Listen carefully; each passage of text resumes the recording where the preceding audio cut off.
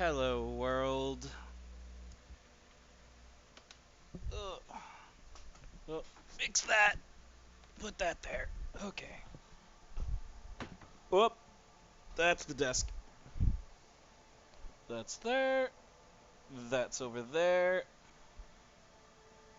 Everything running right. Might want to up this audio a bit more. Yeah. That should be good. Wait, middle down. Got it, got it, got it. Stream seems fine. It's got that updated. Alright, cool. Nailed it. Boop. Back at it.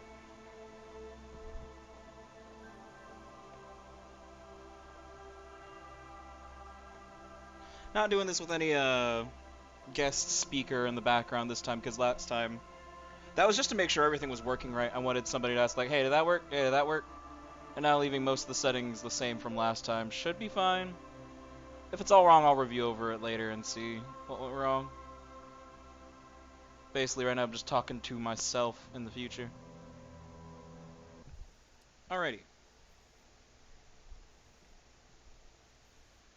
Let's see if it runs a little better like this. I don't know, I still probably just need to upgrade everything. My computer's too old to really be attempting this like this. Alright. No, don't find smokes and smoke. That's not our priority right now. Priority right now, I would say I would go look for the gun, which Harry over here would probably start with going to the pawn shop, because that's what Sylvie said.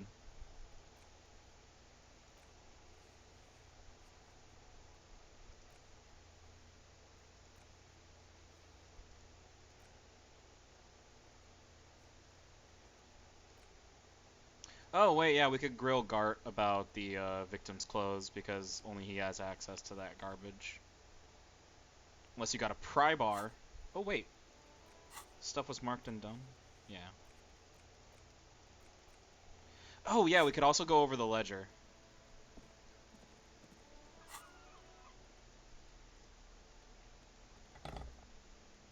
We're good.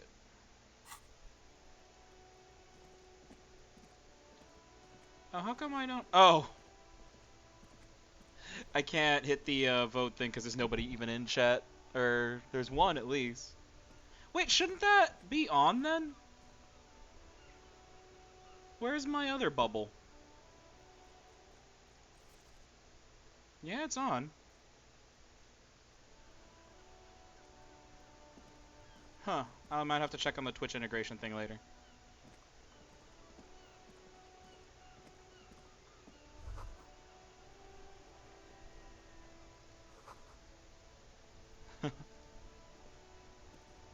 Oh, wait. I want to go say hi to the mailbox.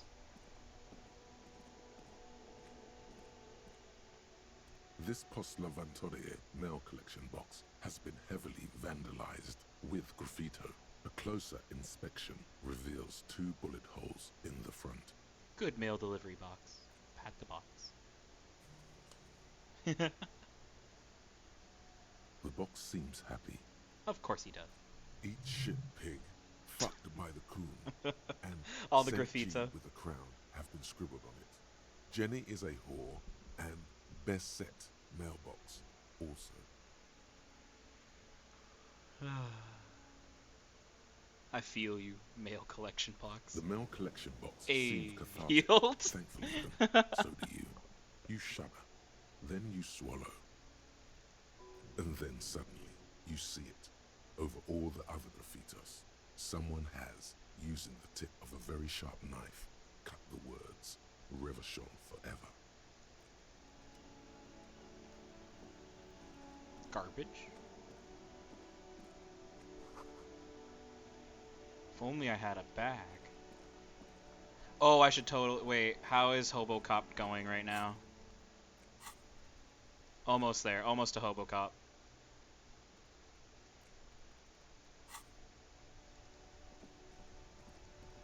There's the old dudes.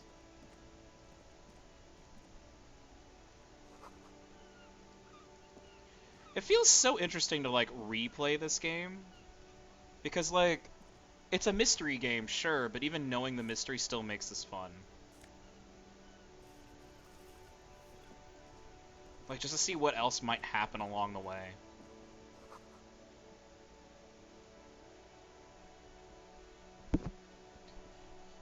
And yeah, apologies for any long load times. That's on my end. I'm gonna fix that eventually. As soon as I can figure out what kind of a good computer would be good for me.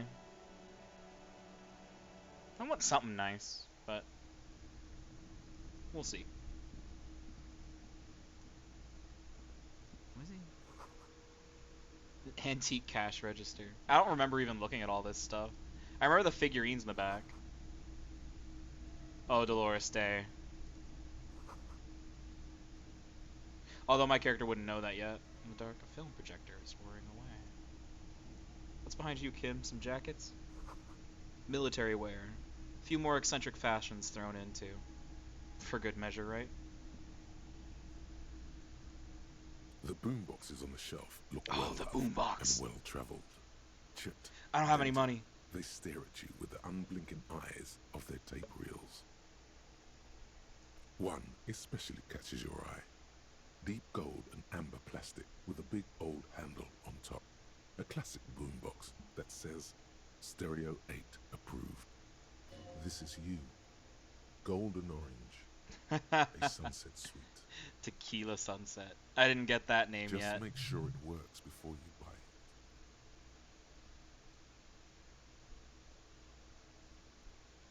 What I really want to know is, could this device come handy in my police work?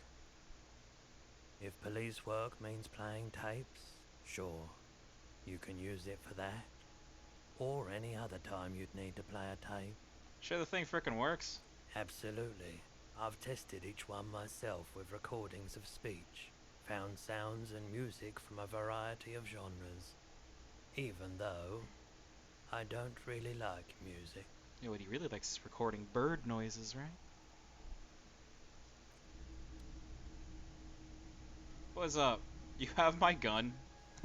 It's not often that I see officers from the RCM in my pawn shop. What can I do for you? His courtesy is not insincere, but he prefers being alone with his projector, just watching the movement of light across the walls of the shop. This would be pretty zen to hang out in. But I mean, like, he's also high as hell, like...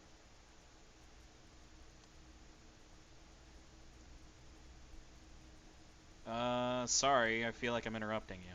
Oh, I am no, sorry, cop. Not at all. I guess I haven't had many customers lately, RCM or otherwise. Who are your customers usually? Probably psychos. All kinds of people come through here. Locals, travellers, people looking for a deal, people looking for a keepsake, people who are terminally bored. Wonder if you'd be allowed to just hang out at pawn shops just like the owner's doing and just look at stuff. They'd probably get mad that you're wasting space and time. Just buy something already. As you can see, I have a wide selection of goods for everyone to choose from. Quite the collection indeed. It keeps me entertained. You got a street light over there, so yeah. Entertained? He might be high. If he is, on what? Feeling warm and enthralled by the movement of light, while the mind continues to race forward. Lucky bastard. He's probably on Parolidon. It's tough to come by on the street. Parolidon, what's A that? drug developed by the military to treat and prevent radiation sickness. It has psychedelic side effects, and it makes your eyes turn yellow. Is it just me, or is it really warm in here? I try to keep the shop at a comfortable temperature.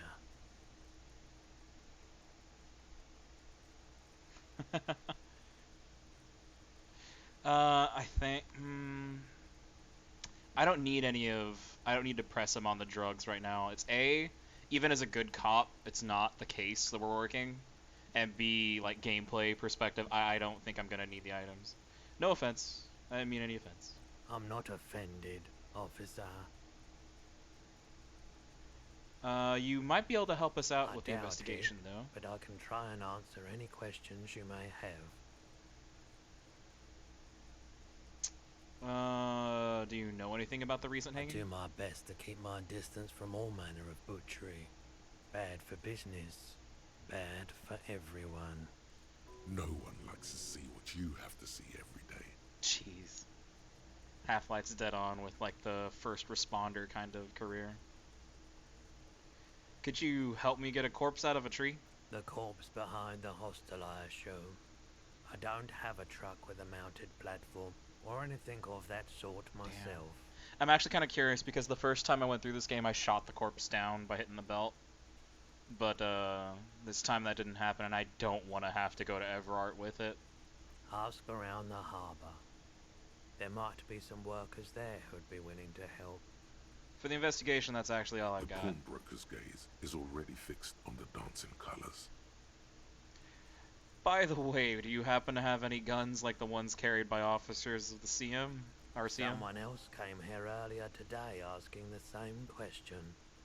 I promptly sold her the gun you pawned a couple days back. Oh. What? Sold? Yeah, me too, Half-Light. The lieutenant shifts from one foot to another, alert. Wait, I sold you my gun? You were adamant about getting rid of it, officer. Oh, man. Said you were undeserving of a service weapon of the Revachol Citizens Militia. And I don't like keeping guns around the shop for long. Off the charts photon emissions. The unhealthy kind.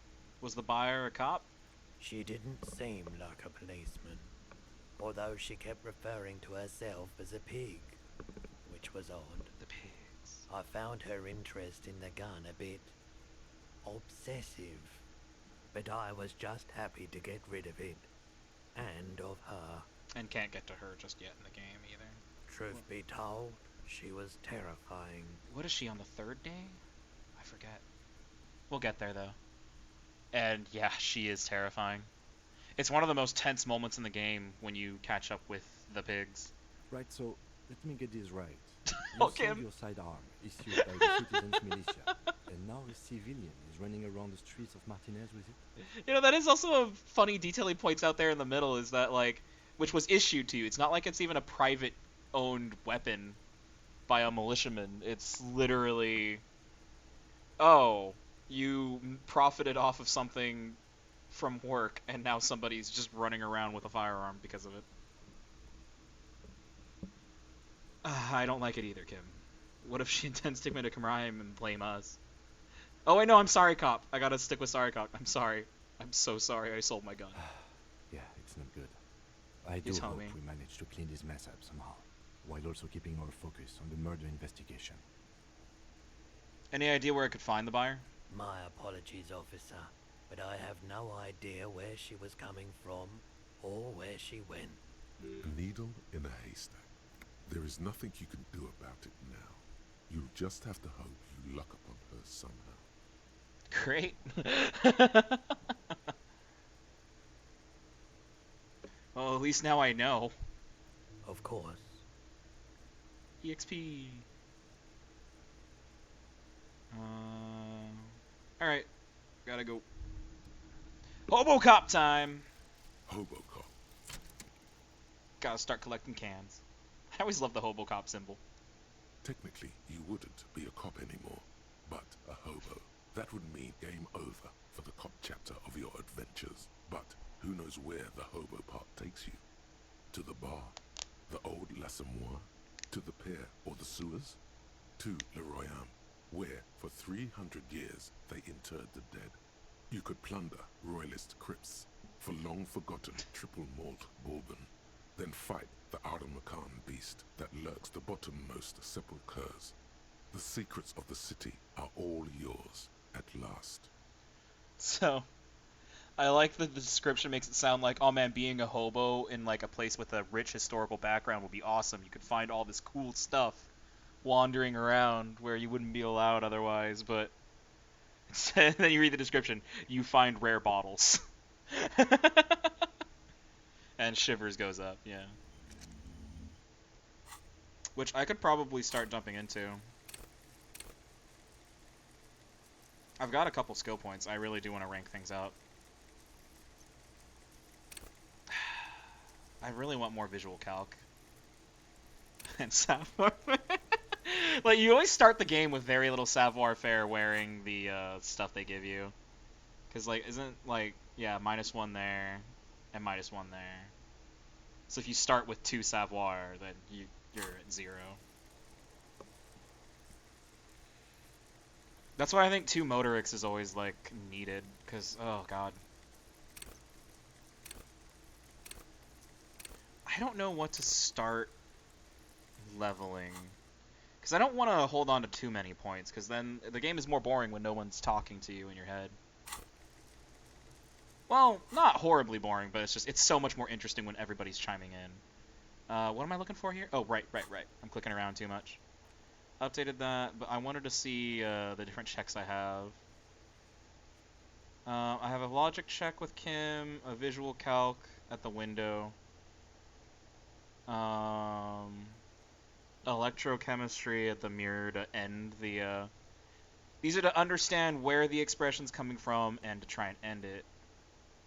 What is the ledger check for logic?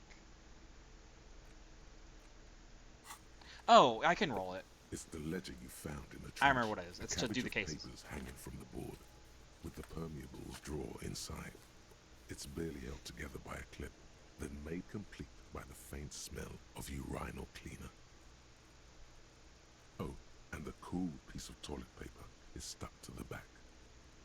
Look at that toilet It's paper. just toilet paper sticking to the back of the plastic clipboard. You can take it off if you want. What if it's just kissing tissue? It's not like I tried to flush it down the toilet and then Sylvie threw it in the trash after I failed to flush it in the toilet. If you want it to be kitchen tissue, it can be kitchen tissue. It's not though. It's toilet paper. Because you can smell it. Leave it there, it's cool. Cool toilet paper. I mean kitchen tissue. Awesome. Can I read the case files now? Wait, I thought I had a good shot at this. Looks like I don't. It's Nope. proving to be harder than expected. You just don't have the intellectual rigor to patch the quilt back together. Try again later. That is not what that said. It's possible, yes. Easy, no. You need to come up with a small archaeological system to reorder the remains of your past works. Digging through your past takes being an archaeologist. At the moment, all they do is fall apart in your hands. Some dates in the numeric titular system is all you have. Browse the yellow? In the back, you see thin, translucent copy paper. Some neon yellow, some bright red, all covered in boxes, like marching armies. These look like official forms, waiting to be filled out. Then rip them from the binder and hand them out, according to type of form. What type of forms are there? 3. The topmost are misconduct fines. All the work. middle ones are station calls. And the bottommost are field autopsy forms. Each is easy enough to make sense of. Misconduct fines? A monetary penalization ranging from 20 to 250 real. Severe cases allow for 1,000 real, but that requires special paperwork. The details of issuing these fines are spread out over the rest of the fields. Station calls. These are quite sinister in turn. They give a date and time for the person to appear at the specified precinct police station. Below the call are the criminal charges you risk by not appearing. Field autopsy? A dozen Field pages of thin autopsies. copy paper, bright red in color. You see the parameters of a deceased human form waiting to be filled in. Age, sex, condition of internal organs, color of the irises, predation marks, condition of sexual organs. Enough. Yes, all that remains now is to fill those forms and hand them to people. Fines for wrongdoers, interview requests for bad guys, and field autopsies to dead guys. The rest of the stinking cellulose is much worse for wear. Being sandwiched between the board and the rest of the paperwork must have spared the fragile copier paper. Smell the ledger. The acidic stench of rotting food has rubbed off on the cellulose. Now it stinks like now shit. forms the base of the experience. This base surrounded by a faint air of spoiled meat, the stuff of death itself, and then sprinkled liberally with the citrus zest of toilet cleaner. Look at the clipboard. It's made of dark blue plastic, hard enough to beat someone to submission with. The edges are rounded, however. The U4 size board feels thick and heavy in your hand. Light shimmers on its wet surface. On the back you see the embossed letters, RCM. What color was it? Blue. The blue heart. Don't look into it. Okay, I won't, Inland Empire. Thanks for the backup. U4 sized. We're gonna try to avoid the X something. Screwed to the top of the board. Put the ledger away. Okay, so the logic check was to look at the older case files.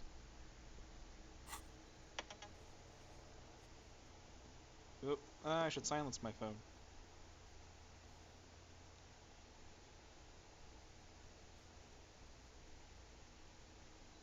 Boop. Lesson learned. Oh, right, money.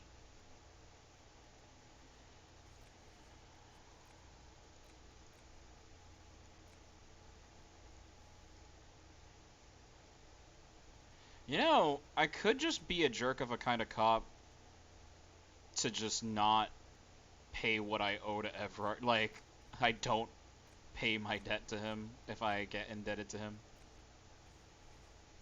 I wonder, I've never even attempted that, so maybe I'll try it this time. Okay, so there's no checks I really want to go for right now anyway then.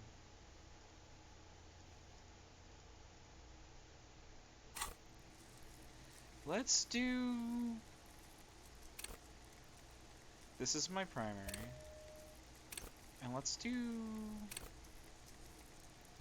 I think I want to do Half-Light.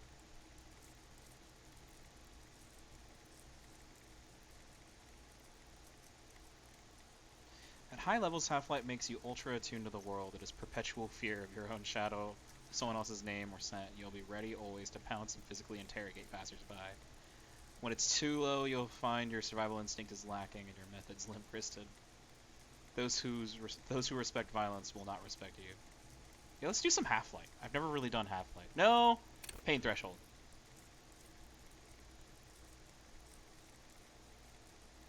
Yeah, because I'm Sorry Cop. Sorry Cop, I think, would have high pain threshold. Okay. And then I'll keep 1 point stocked. Except. Let's go out. I don't need to look at the figurines or anything. I think we'll just try and start making our way over to Everard.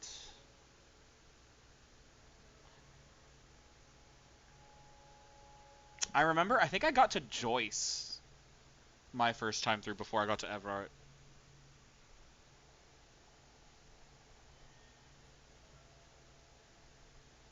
Should we try and avoid the goddamn races? I'm curious, is Pale Lady,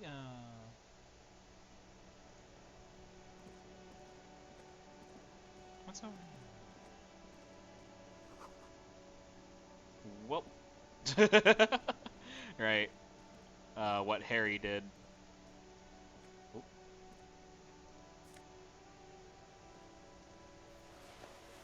Oh yeah, aren't these actually good for hobo? No, there's electrochem. Well, I mean, technically that should be good for hobo cop, but...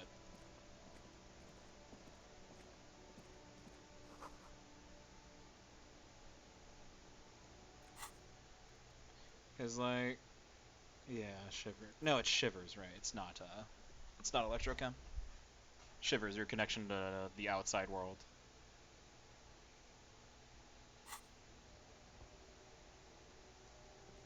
I don't have any cash, so I'm not gonna hang out with Sealing yet. Sealing?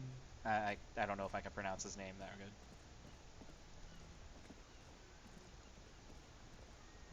Hey. Oop.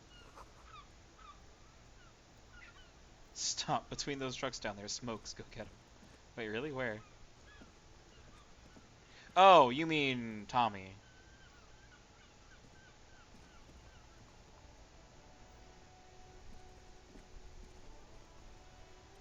I am a gambler and a hunter and a gatherer.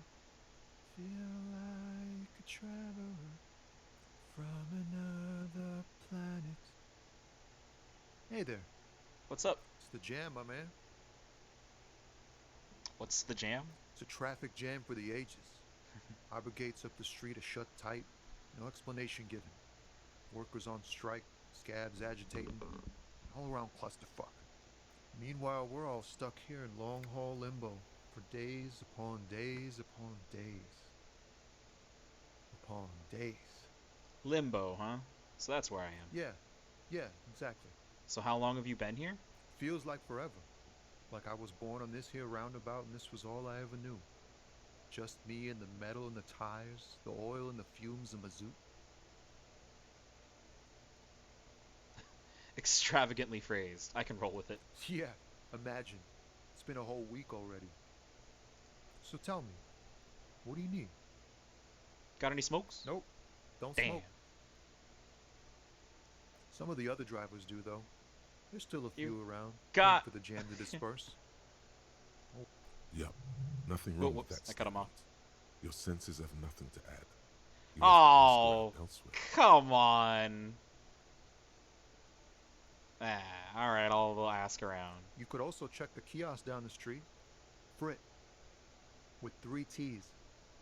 Revachol's weird. Revachol's, you're putting it. Yeah, I would agree with that. Know anything about the dead guy? The one hanging behind the hostel there? He ain't one of us drivers. I know that. All accounted for. Otherwise, I haven't really asked about that. Been wasting time right here. Keep him busy. Smart guy. It's like, that does not involve me. I'm just gonna sit right here. It's easy to see he's telling the truth. He's kept his nose out of the dark stuff. Busy. With what? Analyzing the fundamental structural and psychological conditions of being stranded in the midst of a sea of motor lorries and their sad, despondent chauffeurs. What's your conclusion?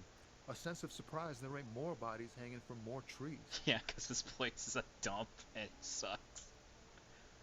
But, as everybody who probably lives here would say, but it's our dump. Can you tell me anything about the strike? It's like whatever's going on over at the docks. Workers got a blockade set up, making demands, no way in or out. What are the demands? Some pretty wild stuff, I hear. Like a giant new power crane in half the company? Forget what exactly. Good on them, I guess. I've heard talk there's a company rep in town, too. Like a strike negotiator type. Choice. They'd know what's up. Precise demands and so on. Ah, yes, from the Wild Pines. We'll meet her soon enough, I'm sure. What do you think the company wants? That's what the union's demanding. They want to keep that money flowing in, my man. Ka-ching. Well, of course they do. Anything else? Anything else? Yeah, this ain't really my area of expertise. I just do my job and get paid. I have things to do and places to be. All of us do. All of us? Us lorry drivers. Camionneurs. You still hang around here waiting for this mess to end. Most have scurried off somewhere to get drunk or high. Or laid. Not that I blame them, really. Smiling awkwardly. Not you? Not my thing. Chasing transient pleasures is a drag these days. I prefer the examined life now. Thinking, reflecting, observing. He glances down the road toward the horizon, a glint of something in his eyes. He's the philosopher's lorry man. The philosopher trucker. What's better than chasing transient pleasures? The more transient, the better. When one's ended, you can get onto the next one. What are you hauling anyway? Oh, high-grade narcotics, illegal firearms, stuff like that. Wicked, I've always wanted a friend in the underworld. Okay, what are you actually hauling? Can't even get a few jokes past you, my man. I've got another haul of found cargo. Mostly sporting goods, tracksuits, and that kind of thing. So, like, Tommy is super chill and cool. And I hated that, like, in my first playthrough, I got stuck in a way where I think he was my only lead that I could follow for like the whole mystery, and I had to grill him about what's her name, Ruby. I felt so bad because he's so chill.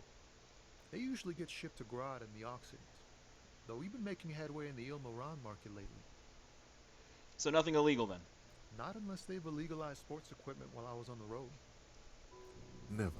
They would never legalize sport. Sport is the most wholesome thing known to man. Sports is the most wholesome thing known to mankind. Of course you'd say that physical instrument. That is a really high roll too. It's like you have to really be spec'd into coach physical instrument. So this is your machine? This rockin' beauty. Sure is. Like a rash you can't get rid of. I see even pokes. You interested in heavy-duty cargo machinery? Yeah, they seem neat. Neat. For carrying large quantities of cargo a long distance. These found tracksuits need to find their way to the kids way out in Wamrau and Loran Bird somehow. Right. Alright, I had other questions. The man taps his fingers rhythmically against his arm. Actually, I'm good for now. Good talk. Don't be a stranger. He's always so cool. Oh, I wonder if I could ask him for smokes now after he kind of like talked with me.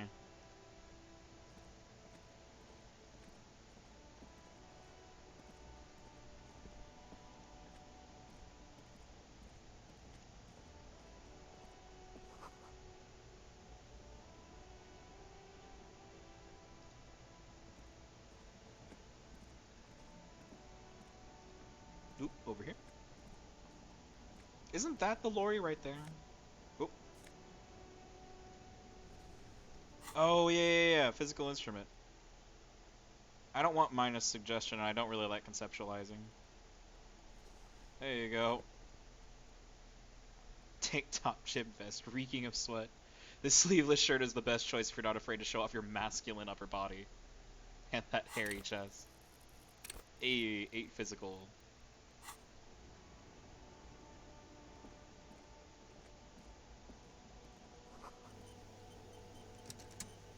No one lives here anymore. I'm pretty sure this is the lorry that I have to... It's not interactable until you learn more, I think. You can't go this way, yeah.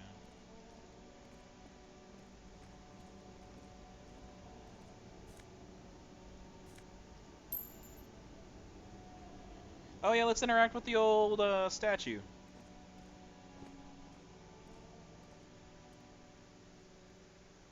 Hey, it's this crazy bastard. No die? Okay. An old monument stands in the middle of the traffic island. Pointing towards the sea, it looks as if it's been reassembled piece by piece, secured and mounted in the air with the aid of numerous ropes and rods. Oh, that's rope holding it up still. Jeez, I thought it was all like iron wiring, which would be dangerous, I guess. But who is this? A silver plaque on the statue's pedestal reads, "I am Philippe III, the Squanderer, the greatest of the Philippian kings of Revachol, son of Philippe II, the Opulent, father of Philippe IV, the Insane." Oh, I'm too dumb this time. I don't know if I'm gonna learn about... What did he do? Oh. You have no idea what you did a week ago. How would you know what this guy did many centuries Alright, ago? Encyclopedia, that is on me. I broke you. This playthrough, I could not salvage you. Because I'm only putting 2. I'm doing physical. High above you, the king stands triumphantly oblivious to your memory trouble. He's triumphant because I would remember that he was a dumbass. Too much nose candy for that king. It's especially fine failing now that I'm like, but I passed it last time. Replaying this game is a really fun thing. A small, wrinkled woman does not greet you. She nods along to something on her radio. A photograph is clutched in her hands, and there is a warm smile on her face. It's the warmth of a winter night's fire. Maybe she could give you comfort and shelter, some cigarettes, and food money. Maybe she's your... Excuse me, ma'am. I'd like to ask you some questions. No response. Wherever this woman is, your words fail to reach her. Okay. Maybe try snapping. Wait, Yeah, like, you don't actually. You go and he's like, whoa. she's just a distracted old woman. Better to leave her alone. Alright, if you say so.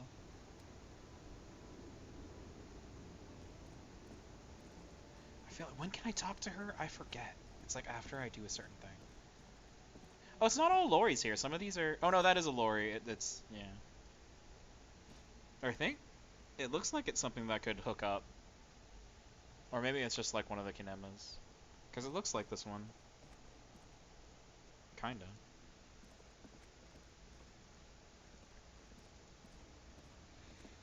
Here's all the scabs. Like, I forget how big a group this is. How they store booze. Let's stop by the Frit first. Oh, there's that asshole. I guess we should talk to him. Magazines. Jump jams. It's not Shonen Jump. Most able-bodied men. Oh no, they're much hunkier than you. You shouldn't feel threatened by handsome men. Don't be silly. Let's talk to the jerk. Welcome to Rivachol.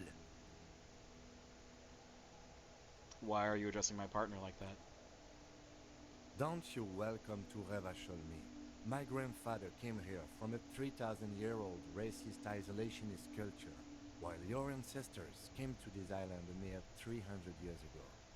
Every school of thought and government has failed in the city, but I love it nonetheless. It belongs to me as much as it belongs to you. You tell him. It's men like you who keep Revachol divided, making it that much harder for everyone to climb out of this post-war limbo. Oh man, that actually does connect to what I was talking. So we are in limbo. Oh, come on, man. I just said welcome to Rivachol. It's a lorry driver thing. Trying to weasel his way out of like, oh, he's sensitive. I know exactly what you meant. No, he's not. You're You think just my a jerk. kind doesn't belong here, that I should watch myself and behave. But you see, I'm an officer of the RCM. It's actually my job to make sure you behave. I would advise you to remember that. Silence. The air between them becomes tense. Your partner needs backup. Now's your moment to shine. Fucking A, Kim. I've got your back. Give him a little punch on You the shoulder. two make a cute couple. You know that? The lieutenant exhales and resumes his regular calmness. Now that we settled that, we have some questions. Whatever you say, officers. Let's not do the mug. What are you hauling? Oh, not much anymore. I'm here to pick up some cargo, but the dock workers are on strike, so it's a sit and wait on your ass situation. What kind of cargo are you supposed to pick up? Apples? Apples? Yeah, apples. I take it you had other questions? He's given you the runaround. Let's be honest. You were bested. Because rhetoric can't figure out, like, whatever. We're done. I'm not gonna talk with that asshole. And he's happy with himself. Frit with 3 T's, not 2 T's. Well, because of it's supposed to be like a copyright thing.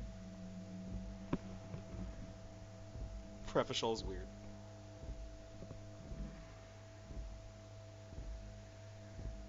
Let's go. Let's go bug this teenager. Let's just working this middle of nowhere joint. Melancholy pop song playing on the radio. Where can I get the bag? The tear machine stands in the corner. A sign says, 1 bottle equals 10 cents. What is this? Oh, that's the tear machine. Yeah, but what is that? It's a machine for tear. You know, you find tear outside, like bottles or whatever, and put it in the machine, then it gives you money. Yeah, but how do I pick up garbage? You need a bag, I guess. We used to have some, but we Oh, gave them right, it's on the out, West so Coast. Feel free to use it if you find a bag, though. I'm sure there are some. out there. Right, I must hobo cop away and get the stuff. A small cabinet on the wall is filled with various medicine bottles, nasal sprays, and blister packs. They all bear the Saint Baptiste Pharmaceutics logo. Just ask me if you need anything from Saint Baptiste. We don't stock prescription meds, but we do have Nosafed, Duramine, Magnesium, and Hypnogamma.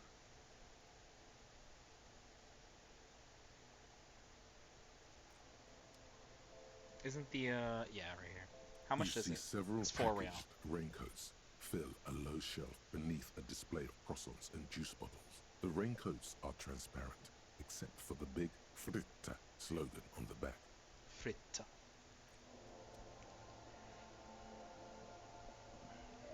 A colorful display of cigarettes and alcohol bottles Oh, line the shop electrochemistry. wall, inviting you closer.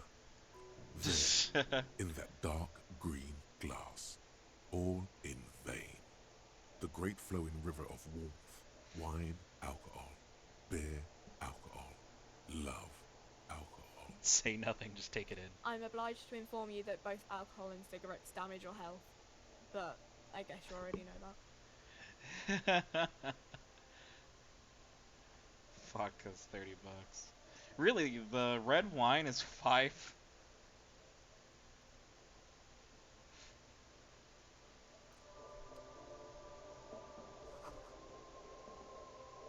Yellow roses doesn't.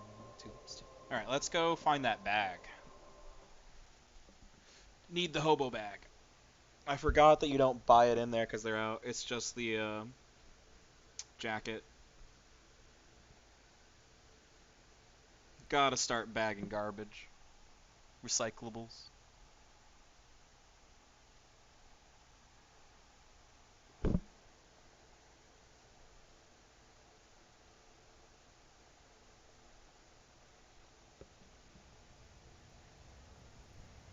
Oh, there's some money there.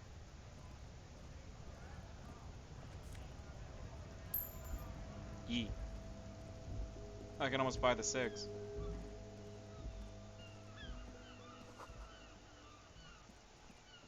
Closed for winter. The door?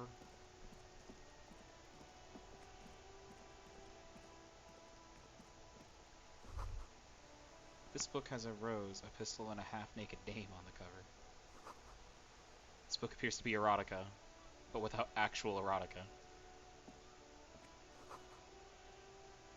Hey, that's Man from Heimdall, I think.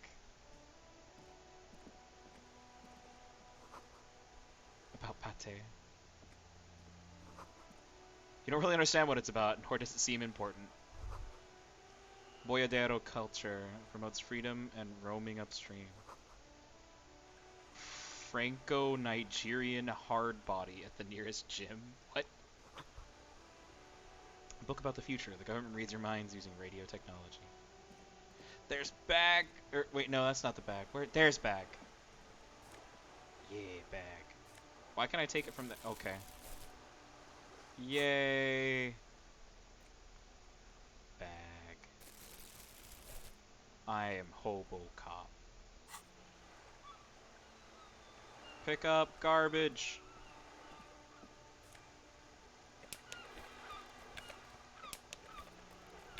Hobo cop.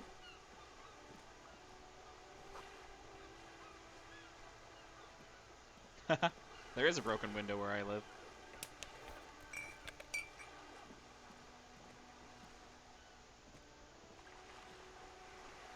Got drunk. Seabirds.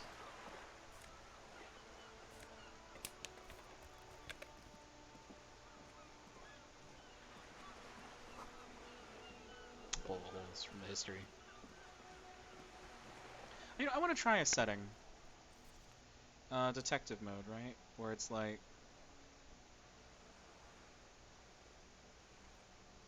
Let's see what that's like. Because, like, then I don't have to hit tab as much.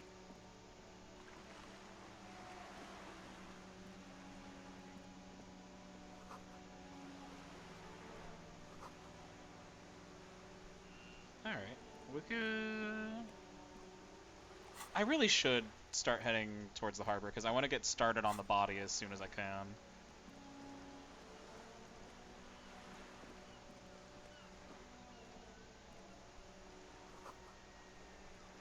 Inoperable. Huh.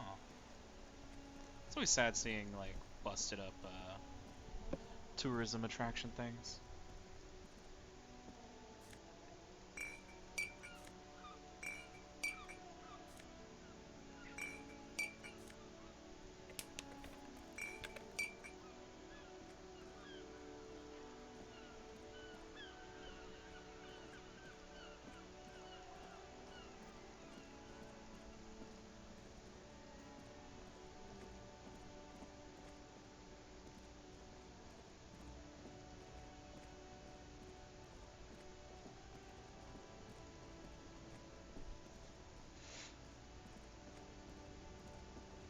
Oop.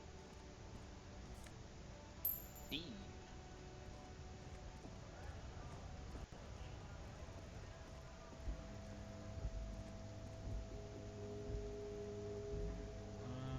Don't see any garbage or anything. Alright. Let's turn in what I've got. Make some hobo money.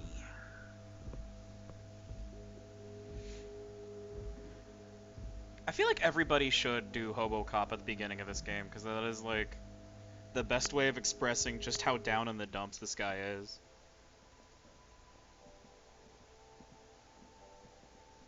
The tear machine stands in the... Your bottles clunk into the machine, Yay. and the money appears with a satisfying jingle.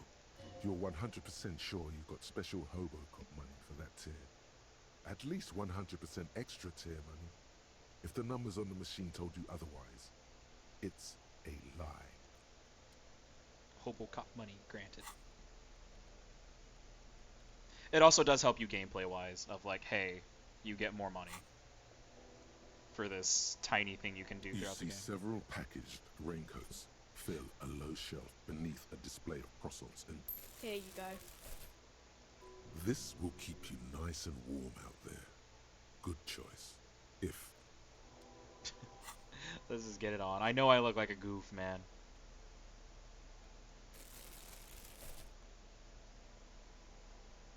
He looks like a piece of shit. Oh, I never even thought about it. It still puts... Oh, wait, no, that's Frit.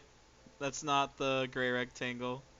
When you zoom out, it still looks like he's got it, but no, that's Fritto. And then how much were the cigarettes? Like, a $2.30? colorful display of Again, I'm obliged to inform you $2.90. that I'll remember. I want to get him for that one scene with Kim. Also, I may keep the guy off the booze, but I gotta give him something.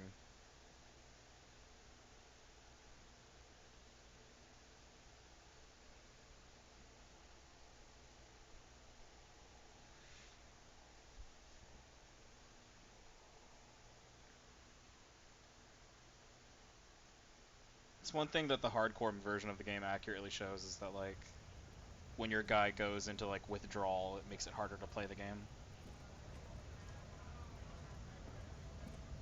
Oh, I can actually interact with this already. a lorry stuck in the traffic jam. This big, heavy Grad-made machine is well kept for such an old machine. Look in the window. The windows are clear. They've been recently washed. You can see a lorryman's cabin with personal belongings, stickers, insignia. What kind of stickers and insignias? The driver has adorned his space with a substantial collection of peculiar paraphernalia. Proclamations about honor, strength, and purity are glued to various panels. And the backseat? The back end of the cabin has a small perch to sleep, large ashtrays. There are several suns and wheels sewn into the curtains. Racist nationalist paraphernalia. Not unusual in this part of town. This is our guy. That tough guy over there? Likely, yes. This guy's proud of who he is. Drapes it all over his machine. Yeah, we know the type. The guys that you'll see driving around on the freeway with, like, bumper stickers all over everything they've got. He was acting tough before. This probably scared him a bit. Who knows when it will come in handy? A slightly scared, racist lorry man. Ooh, okay, yeah, Half-Light, remember that. If we ever have to, I don't know, interrogate him over something. Like drug trafficking.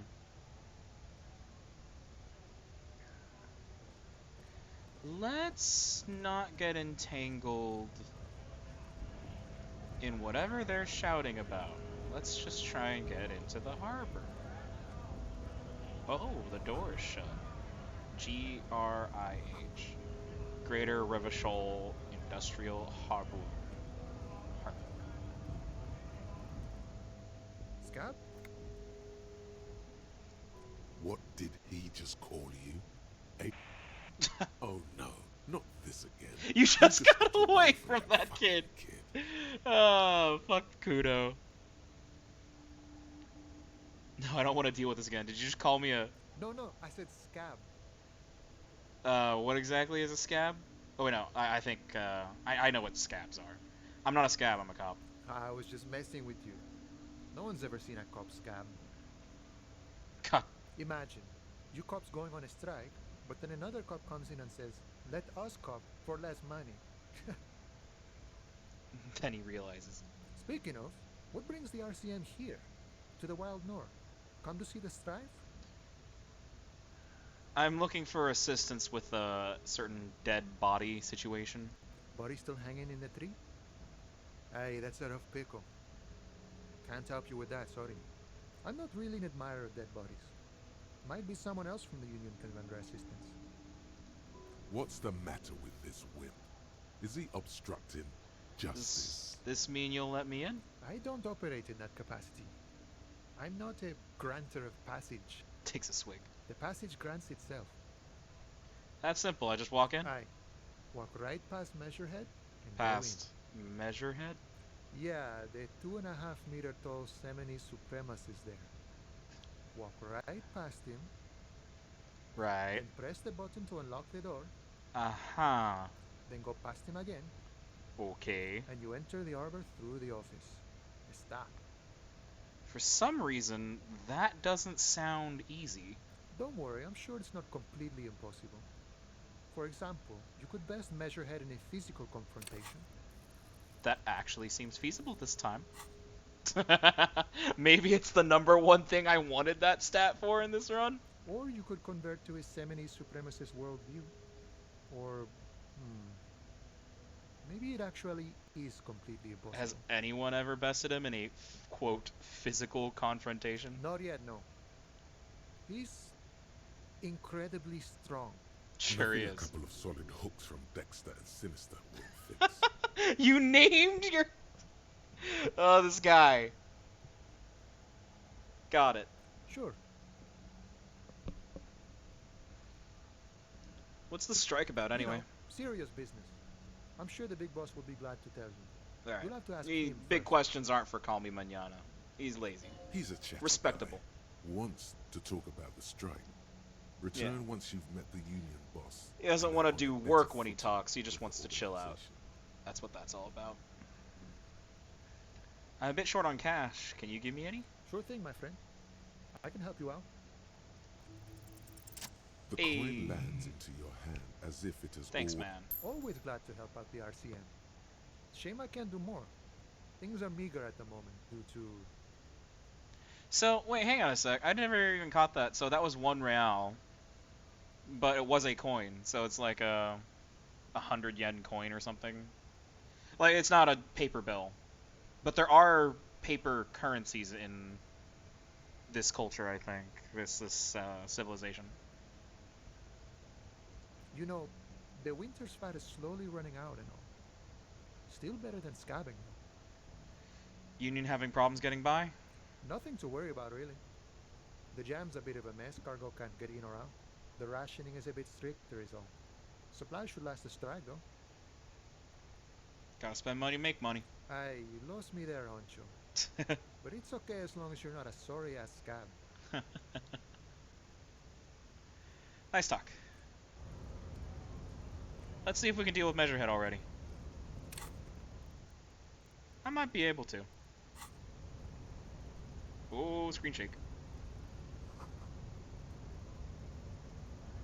case of strike, press button, my god. Hermetically sealed door, locked by electronic means. Yeah, no lock ticking or door kicking this one.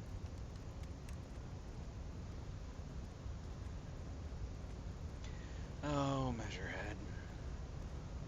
Let's see if we can beat up the uber racist. Your body betrays your degeneracy. This guy. Yeah, Measurehead. His body totally betrays his degeneracy. So bad. Your body does not betray your degeneracy. That's a lie.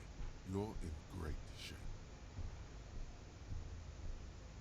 My body is unimportant. I'm with the police and we need to get into that harbor.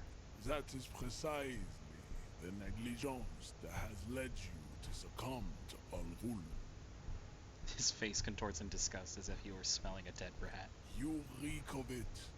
An invisible sword of Al Ghul emerges from your throat.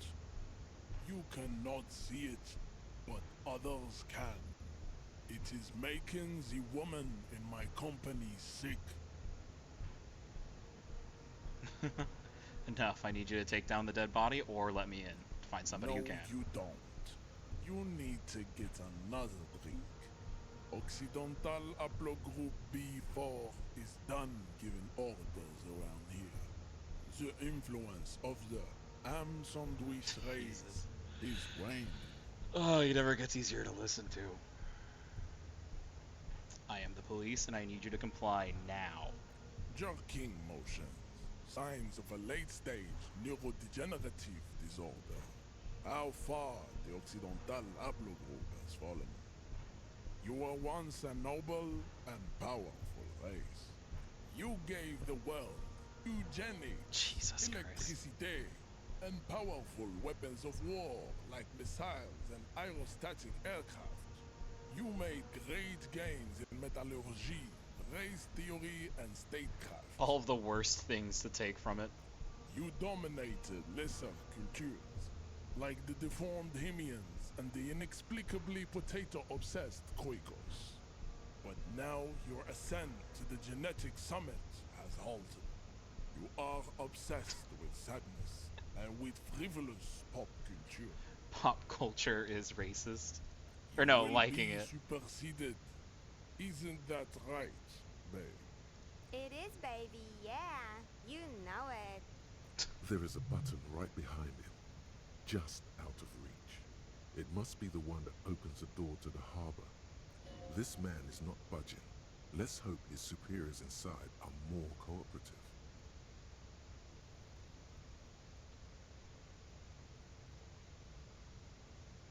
Push him out of the way. Okay. That is right. You should leave the stage of history Doesn't even with move. dignity by inviting the other races to a great world war. Bring your troops to the Simonine Islands and to Boogie Street, and we will pulverize you. When you are gone, we will build a museum for you. The walls will be lined with bottles of Al Ghul, your beloved beverage.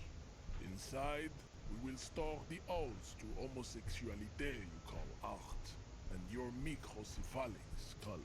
Jeez. This is your chance. He's talking. Rip into him with a punch and catch him off guard. No, don't rip into anyone. You're sensitive. Remember? Communicate.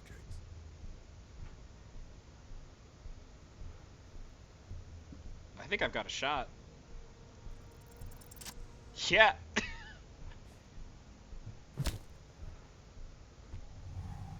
What do you got? Just like that, instinct took over. A solid strike straight into his throat, into the cartilage.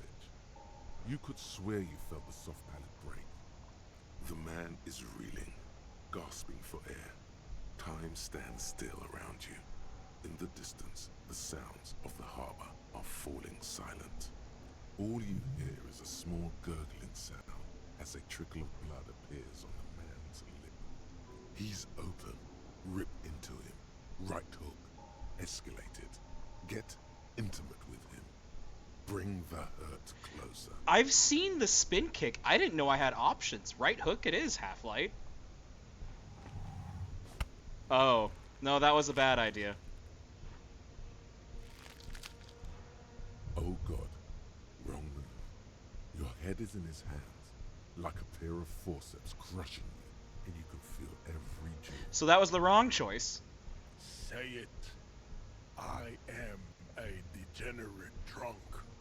Take the pain, goddammit. At least take that. Never. Even under the increased force on your skull, there is no pain. Just the sound of your own blood gushing in there, feeding your mind with oxygen. You are a poor player of physical chess. Try again. Damn it.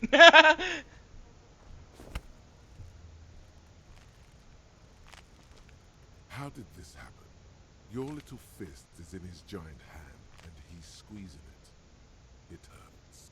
You must be out of your mind. Fuck you. Your fist cracks in his hand like a ripe apple. Pain shoots up into your brain as he's... The words to the song have changed. Say, I am a violent drunk.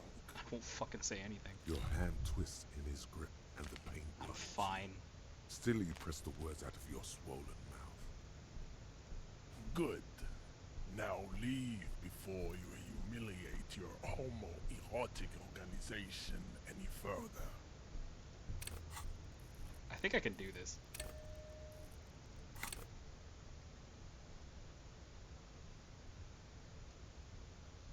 We still need to get into the harbor. We need help with the tree situation. There must be another way.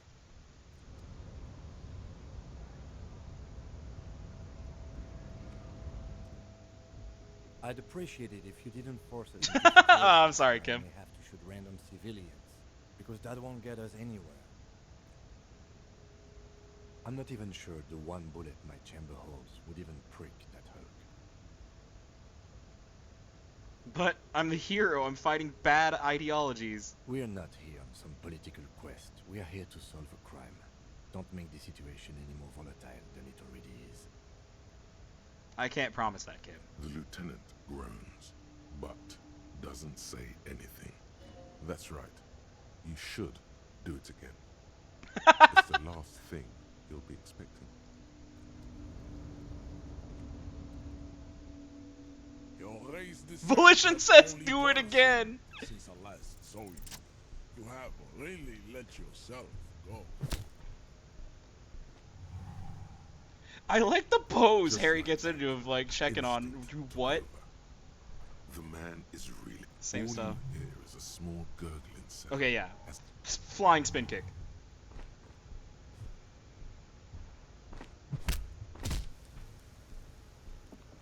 The ladies don't even the react. man Because lands Kim's with animating a in dull reaction. thump, like a broken down puppet of muscles and sinew. Don't say the For a racist moment, thing. He still tries to keep his head up, dazed eyes looking at you with unimaginable surprise. You know what?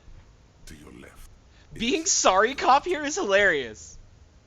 Cause it's like you beat up this Hulk of a dude and you're like you instantly go back to sorry man, this is my job. As you slam your fist on the button, the man collapses entirely, his head rolling to the side. Looks like you're the new measurehead now. Oh god, just fuck off. I don't want to be that. No one is the new measurehead. Thanks, Kim. Let's go before he gets up. Yeah, cause he's gonna be mad. Is he interactable right? Oh, there's stuff back. Hang on, Kim. What's in here? Garbage and money. Can I actually like look at him? No, let's save before I do anything from here. Oh man, beating up Measurehead always will feel sad. It's the whole reason I think to do a physical run is to be able to beat up Measurehead. I don't think I need to pump health again. The man is still knocked out. He breathes slowly and steadily. See, Kim, I didn't kill him. See? It's fine, man. Yes?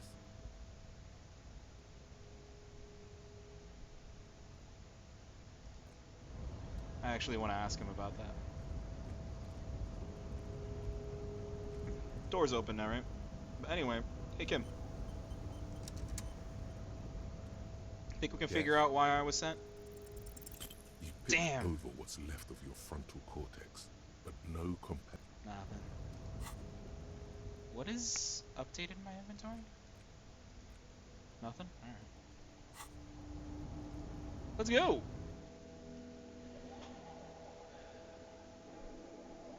That's a fun little boss fight, though. And they deliberately make Measurehead, like, hateable, so everybody will want to try and do that. I feel like it's to encourage you to do a physical playthrough, just because, like, it's a dialogue-heavy game. Of course most people pick intelligence and, psychology. Oh, wow, it's locked. It locked behind me? Jesus, that's weird.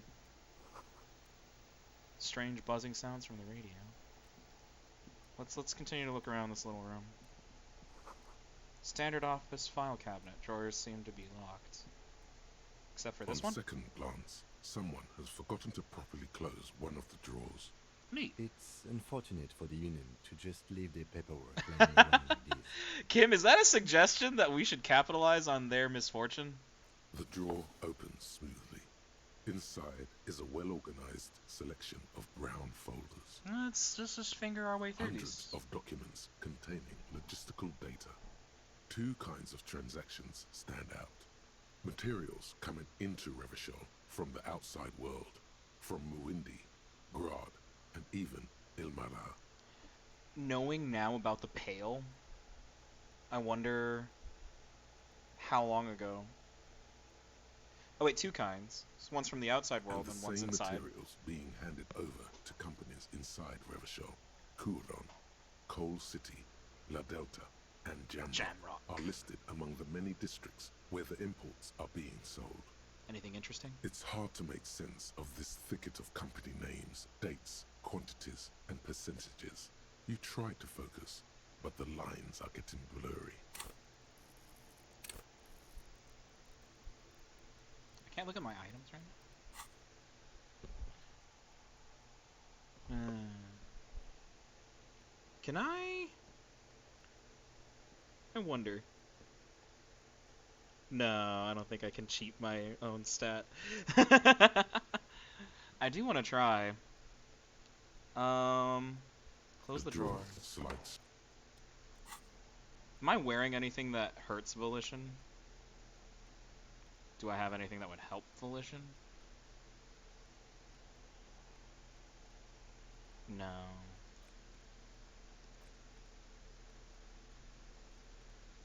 Will having a flashlight help me look around?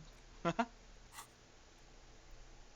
file cabinet stands steady as ever. Whatever's hidden here is hidden well. Concentration isn't enough. Only a trained accountant with a background in logistics would be able to really make sense of it. However, there is a little handwritten note stuck on the side of the drawer. Alright, look at the note. It appears to be a to-do list written in large, uneven capital letters. Remember, Leo, Everart's shoes, special whirling borscht, water Everart's plants, sweep office floor, more banners. A to-do list? Who's Leo? All items on the list have been crossed out, and the note itself is crumpled. Look, Cam, a to-do note with the list of errands for Evrart. Everard Clare, probably. The head of the Debarders Union. One of his aides must have left it. Nothing incriminating here. What is so special about this borscht?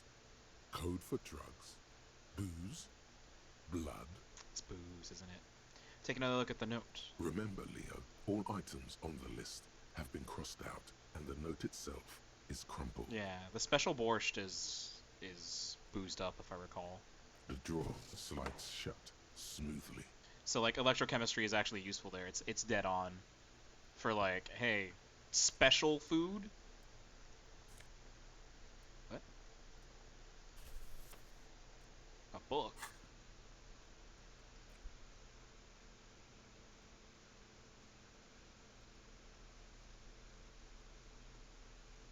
Oh, it's a commie magazine.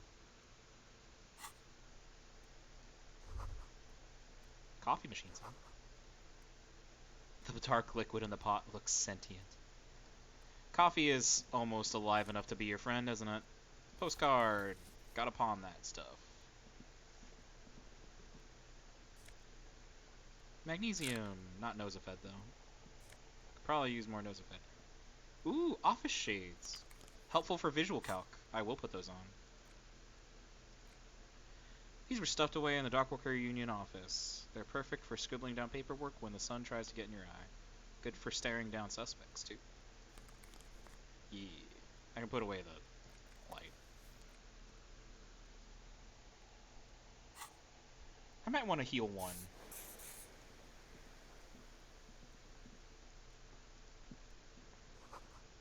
This is a Dewey typewriter. The model name is on the back.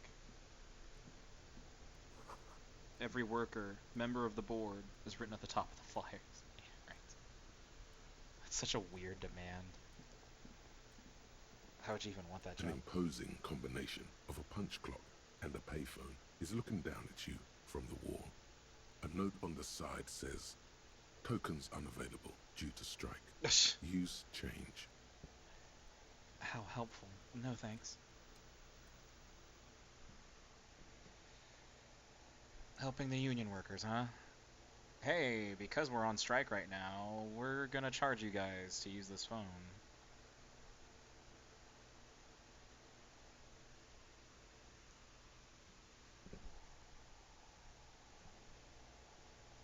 Not like 10 cents is that much, though. But... And according to the quality of the city, it seems like you could just pick that up off the ground. Hey! Looks like someone left his tarpaulin cloak hanging on the railing here. The white rectangle of the Revachol Citizens Militia is clearly visible. Whose could this be? This is your cloak. You can feel it. Lieutenant, I think that's mine. Yes, it does bear the RCM insignia, and we are the only detectives in Martinez. What do you mean? You think I should get it? The service cloak issued to you by your station? Yes, I do. Bro, Harry, why are you even asking? You should have just picked it up as you were touch like... the tarpaulin, it almost feels like the cloak wants to deliver a message of comfort through your fingertips. Alright, maybe we should put that on. Isn't it really good? What does it do? Yeah, shivers and esprit. One less endurance though, so my health is gonna go down. Wait, how did that... 4 out of 6. 3 out of 6. 3 out of 5. Okay, yeah. It properly works. I probably can take off the physical instrument tank top. For now, just to look a little bit more respectable. Okay, we're going... yeah. That's a hobo cop look. There's how we would get up here otherwise without dealing with Measurehead.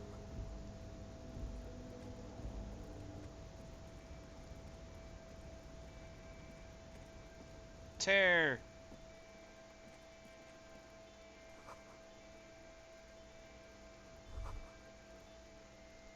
All those empty wine bottles and cigarette butts on the ground. Someone partied really, really hard here. This is mine. Well, yes, I think we can say with relative confidence that it was you.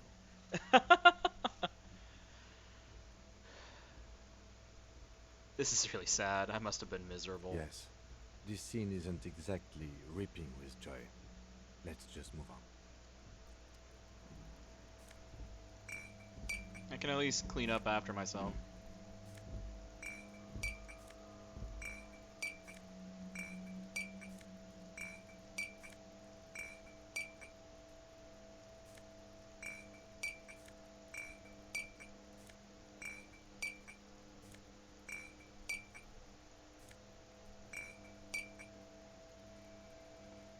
What's in here? This is the night watchman's booth. The name on the door reads, René Arnaud. The old guy. Haven't met him yet in this run. Listen, it's okay to take a few minutes to yourself. Sit down and have a breather. Okay, why? The chair is not as austere as the rest of the booth. A thin grey pillow is attached to the seat, secured to the stiles by black ribbons. Breathe deep. Stale air floods through your nostrils. Not a single mote of dust floats inside your lungs, though. The inside of the booth is immaculate. Look around, see if there's anything in here. The drawers are empty, save for old timesheets and receipts. One small box, however, does hold some cheap painkillers. They are slightly out of date. Side effects? Oh boy, where to start? Jesus. Elevated risk of dementia, mini strokes, Prophet's disease. The heck is Prophet's disease? Sudden death. Hair Death. Erectile malfunction. Critical flatulence. Watery What is blood, critical black flatulence? mucus. Uncontrollable weeping. Increased sensitivity to La Opera. Inoperable joint disorder. Spinal Total collapse. spinal collapse. Maybe this was a bad idea. Okay, would you mind if I help myself to some meds? I'm not here to tell you what to do, detective. Take them, I You guess. take the painkillers. They are yours now. Let's get up. You stand and exit the booth.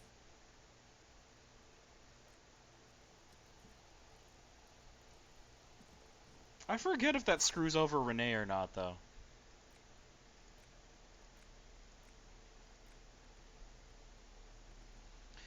Oh, the reason that's popping is because I got, like, that's a bunch of morale boosting things. Oh, help. I can now take a lot of hits to Volition. Greek machines. That was a, interfacing prompt.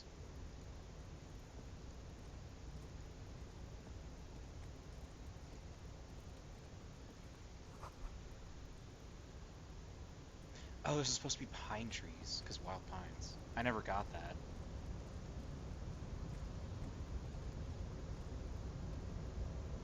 A rusting control panel with several knobs. 2 buttons marked Marche and Arrête are faded with use. It seems to control the large crane above. A container is attached to its hook block. Allumer on, étendre off. On? With a loud grind, the crane shifts overhead, moving a massive metal container through the air. Okay. Oh, yeah, I needed to do that to get across to over there. I think?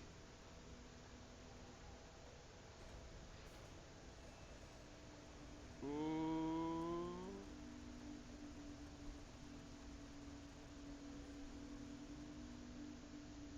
Hey. And, with a surprisingly quiet thunk, the crane places the container down. The harbor sleeps as the strike rages in the distance. The crane can rest again, now that its purpose has been Purpose? fulfilled. What do you mean? I don't even know why I did that. Moving this container, of course. For this purpose it was built. For this purpose it has acted. And now it will rest. I can't see how that was worth the ruckus, except for seeing the crane in action, which I admit was satisfying. It's off. The crane does not return to its original position. Wait. It broke. Well, not broke. I just turned it off. That shouldn't move it back.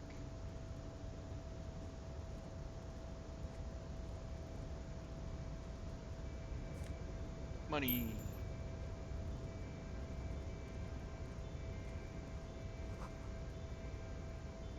Kvass. Oh yeah, I can see it. Before you stands a cargo container, just one of many in the yard. I think there's something special about this one, Kim. You do? Because I don't. Why not? There are a million containers here. Why are you fixating on this one? I don't know. It just feels It's a special. cargo container, detective, just like all the others. He doesn't even look. We're not here to interact with containers. We are here to get the body down from the tree. You attempt to turn the handle, to no avail.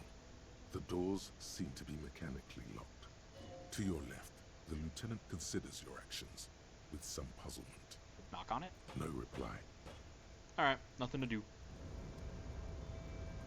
I wonder, though. Could the magic of pry bar assist me? You're back before. Damn it.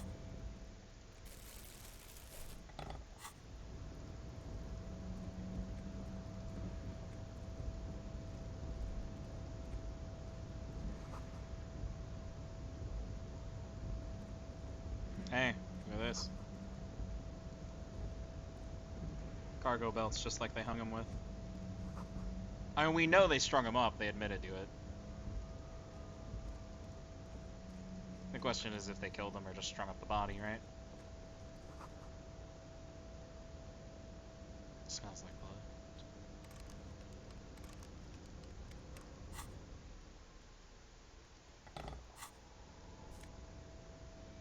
Hey! Half-light gloves. I'll wear those.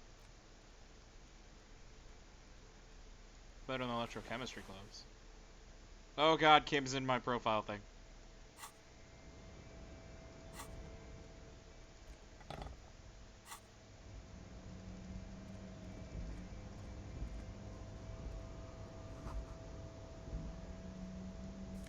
It smells like burnt coffee. I don't think I've ever seen industrial-sized thermoses. Money.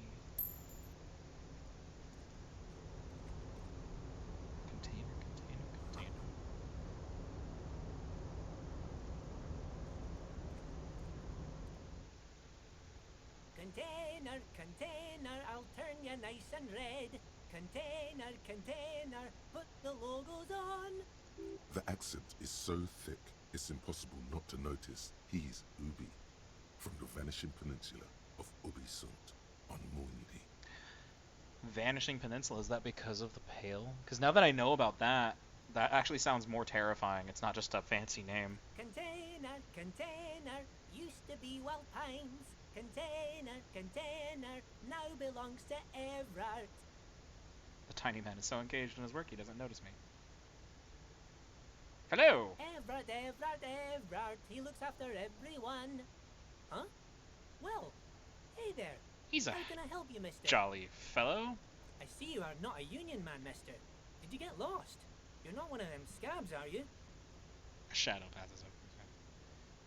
What is it with you people in the scabs? I don't personally mind. Folks is just folks, you know, and folks gotta eat. He doesn't seem to wait for me to answer. Just some of the other guys don't look too kindly on the scabbing kind, if you know what I mean, mister. What exactly are you doing with these containers? Oh, I'm just making some covers for them containers here. Yes, I am. So it's easier for the crane operators to spot them. What's really going on?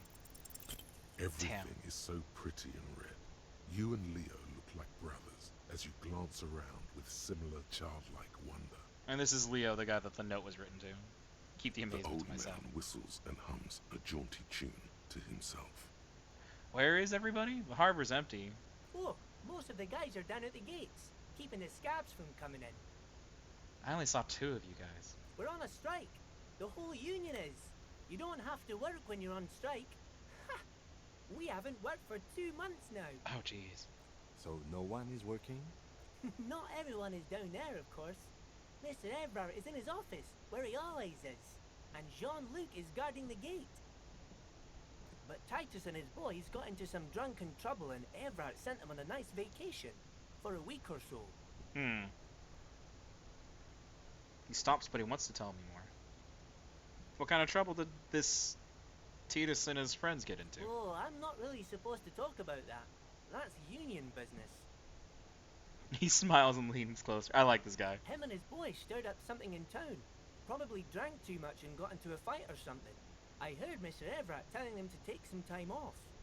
What do they actually do? I guess the boys got a bit too rowdy and had to let out some steam. I don't really know the details. That's just how boys are, you know. I haven't been in a fight since I was in middle school. Easy, Leo. Let's keep this on the hearties.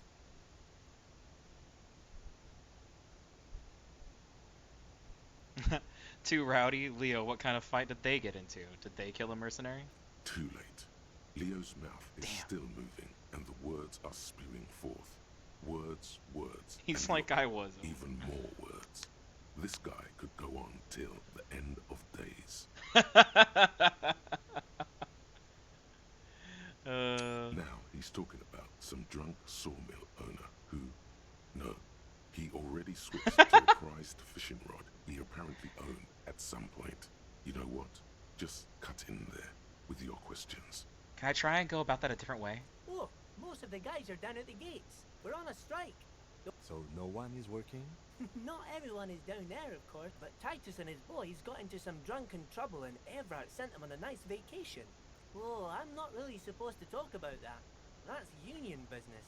Him and his boys stirred up something in town. Yeah, can Probably I drank too much and got into a fight or something. cut I right heard to Mr. Everett did they telling them to murder? No, I don't think they killed anyone. Let's better talk about something else. Titus and Ah, his he boys still do good he work. still I deflects. don't want to get them in trouble over a little drinking. So you work here? Yes, yes.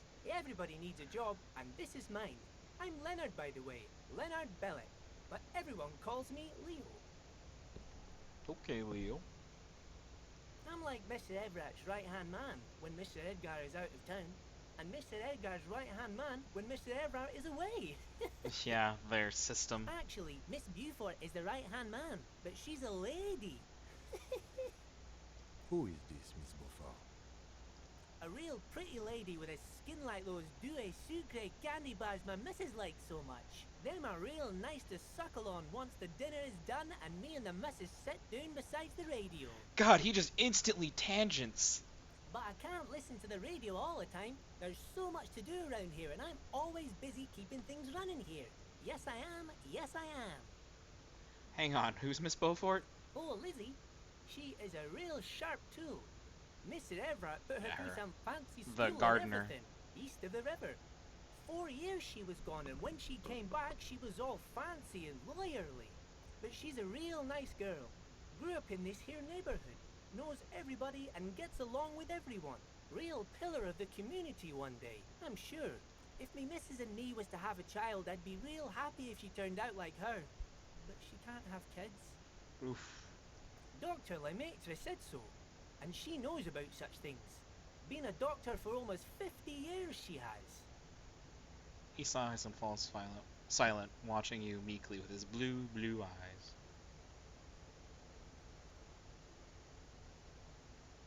Think you're doing a great job around here, Leo. Yes, this place really seems to run like clockwork. Keep it up, Leo. Well, Kim likes him thanks too. a lot. Coming from you, it means a lot, really. He didn't think it was possible, but his smile became even wider. Sometimes I feel some of the guys don't really get how much I bust my ass for them here.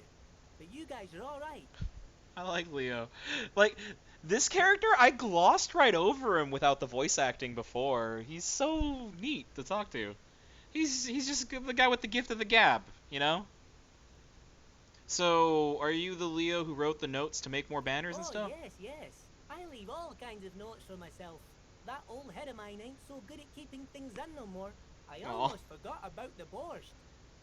What was that about the borscht? The special yes. borscht? I've been taking special whirling borscht to the men every day since the strike started. It's Special. very, very good. Makes a man feel so warm and happy. I feel like I could take on Mr. Renadan's boar dogs every time the lunch is done. Power borscht, huh? Never heard of a borscht that turns little guys into dogfighters. Alcohol, however. What do you mean by taking this soup to the men? Is it for the strike? Yes, yes. I'm taking it to them. The borscht keeps them happy and in fighting spirits. Makes you all warm inside. They brew it in the whirling in rags. Looks like the borscht is spiked. I'm gonna look into it. Oh, sure, mister. Sure. You do that. Yes, sir. What's in the container over there that clearly is special? Oh, that one. That should be empty as Damn far it. as I know. Kim Lots was of right. containers here have nothing in them. They're just waiting to be loaded up. Like, I doubt Leo would lie. Told you. Ah, shut up, Kim. Well, I'm looking for Everard. Oh, you want Mr. Everett then? He's an awfully nice fellow, he is. Him and his brother are both nice fellows. They've lived their entire lives in this here neighborhood. Guys like Mr. Everett and Mr. Edgar, his brother, are real good guys. Made Martinez what it is today. Mr. Everett and Mr. Edgar and I went to the same school we did when we were boys. He made Martinez what it is today, but it looks like a dump, dude. Easy now, Leo. I just want to know where I can find him. Oh, Mr. Everett is where he always is. In his office, of course. Alright, I'm off. Bye bye now. Happy little fellow. The special borscht.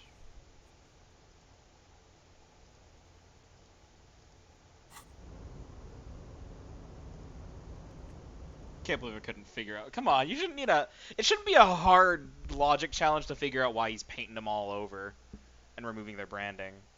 Because Everett wants control over the company. Doesn't want Wild Pines to get basically any of the cut. All while fighting over this, while hiding the drug scam, if I recall. I just realized what that loading screen is. Still warm. Coffee's fresh. Will Kim have any comments so far? Yes? What is this? What do you want to know? Let me check over the preliminary info again You mean before like a brief? Do you want me to brief you again? Yeah. 3 days ago, the RCM emerged. Okay. During yeah. that time, the victim had been Okay, stripped. I'm of cool. his- We're okay cool. then. Was there anything else you wanted to know? Nah, I'm good. Good.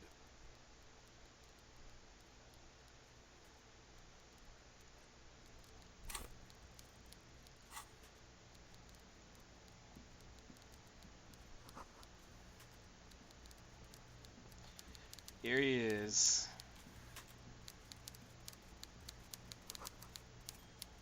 Taxidermy fish that does this time. There's like a clock in it. I didn't even notice that before.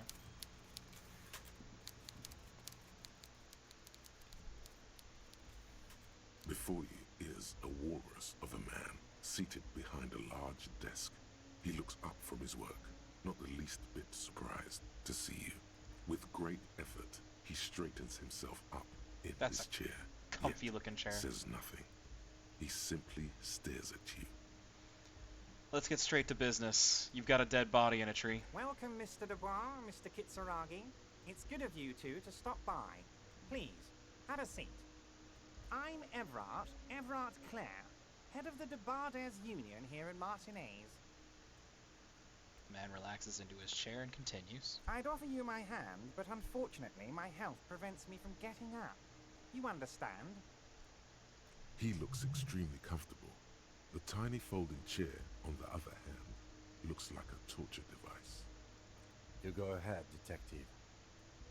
Whatever he has in store for you, it can't be good, he thinks. I'll do my best. Forget about that.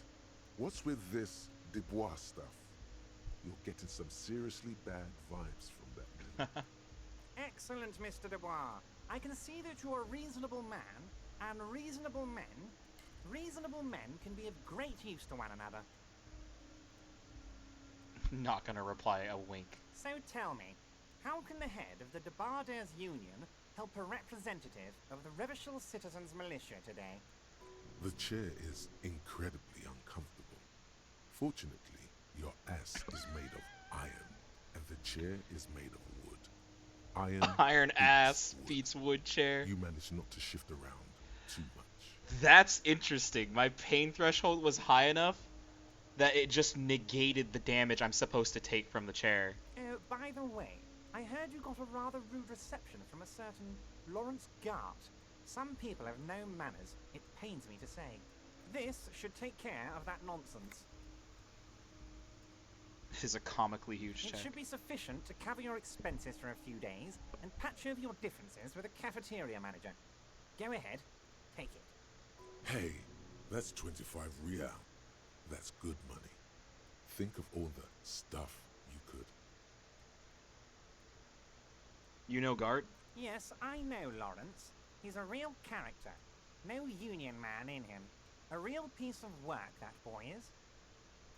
I'm gonna take the check but not say anything because I want to see if I can play it like I don't owe you shit. Is there anything you'd like to say to me? Or, No, No, it's cool. cool? I wouldn't go that far. I'm sure there are cooler things than delivering a comically oversized novelty check to a cafeteria manager. But, sure, if that's what's cool nowadays. He didn't Now, like that. I'd like to set your mind at ease about one other matter. Your lost gun. Let me assure you, Union people are on it as we speak. I've got my best hounds looking for that lost gun. His slug-like lips move, but all you hear is an echo. Lost gun, lost gun. The world is swallowed by a black hole of fear. Only 2 words escape its gravitational pull. Lost and gun. Ah, I'm not worried. I got this. I'm already following Are a you lead. all right, Harry? You say you got this, but you seem a little anxious to me. Don't be. Everything's going to be all right. Ah, but so Half-Light is triggering in and I'm getting afraid because what would be it'd be composure that I need here, huh? And composure's too low. Half-Light's too strong over composure. It's not like you left it loaded. You didn't lose a loaded gun. Local children aren't out there playing with it right now, pointing it into their own mouths. It's in a safe place. I just know it. I have a feeling everything's going to be all right. Kim. Officer, we will deal with this later. Yeah. We don't need Mr. Clare's help with this. I agree. I wouldn't be so sure about that. Damn it. I'm totally gonna panic. God, you're sweating. Your knee is jerking. You're about to cry, aren't you? You're about to cry because you lost your gun and those children are gonna shoot themselves with it. So what? Men can cry too. You want to cry? God, you're Fuck weak. off, composure. Whatever you do, don't cry. He'll think you're disgusting. He should think I'm disgusting. I don't want him to think I'm cool. I don't want him to like me. Mr. Dubois, you don't look so good. What is this, Mr. Dubois? He keeps repeating. What is he trying to pull here? You need to cool the fuck down. Chill. Mr. Dubois! Mr. Dubois! Harry! Still in a zero.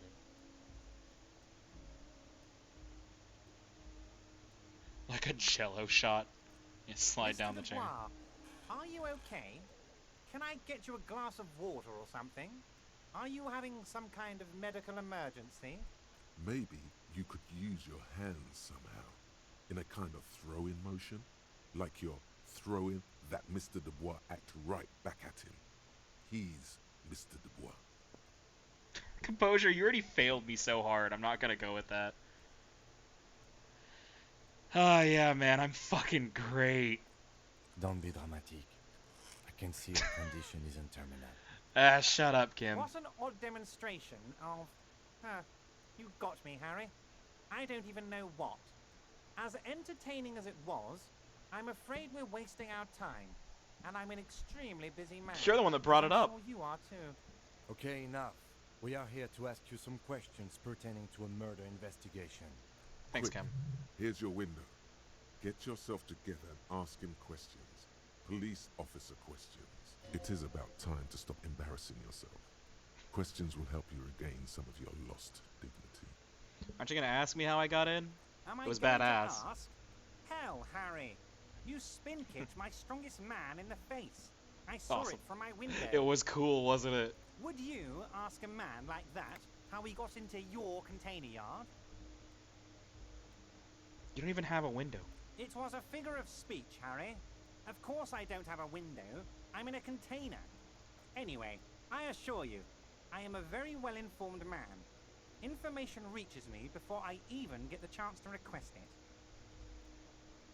I want to talk about the hanging. Oh, of course. That's your main thing here. That's why you're in Martinez.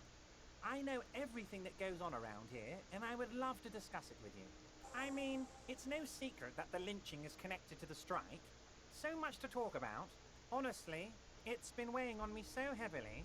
I understand Sure it has. you need to interview me, I sense there's a but. but there's a thing that's been keeping me up at night.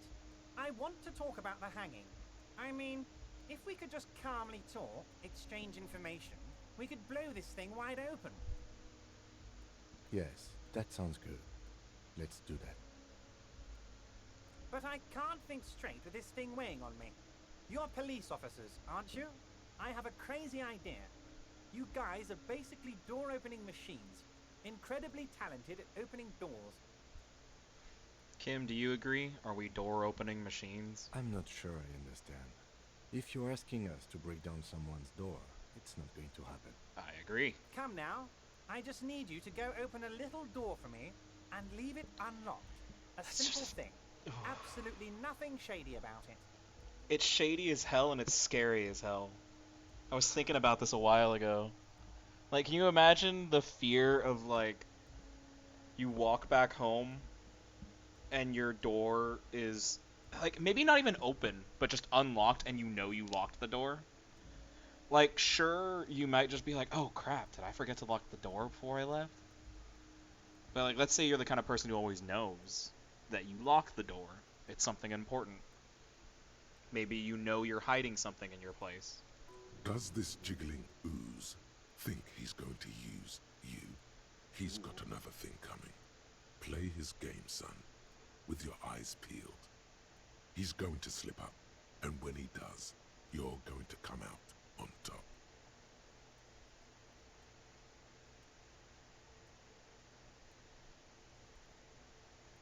Whose door? Oh, no one's. It's just a weasel. A weasel lives there. Nothing for you to worry about. What do you mean by weasel? A loud blabbering weasel. When weasels feel no one is watching, they start acting foolishly. Just go there, unlock the door, and leave it open. It's been such a burden on me, Harry. I just want this to be over so I can discuss business with you. Damn it, fine, I'll look into it. We need to talk about that murder. Fantastic, my friend. Just let me know when it's done and we can take our friendship to the next level. It's not a friendship. You can get the key from Manana. He's down by the gates. Manana's like a free agent in the Union. Special operations. Special Ardent ops. socialist. A real free thinker too. He'll tell you precisely where the door is. One last thing, Harry. Just open the door. You don't need to go in or anything. I just want that weasel to come home and see the unlocked door. I've also been looking into your shady brew. I don't know what that means, Harry. Shady brew? There are so many moving parts in my operation, I can't keep track of them all. Well, then I'll go keep track of one for you. You know what?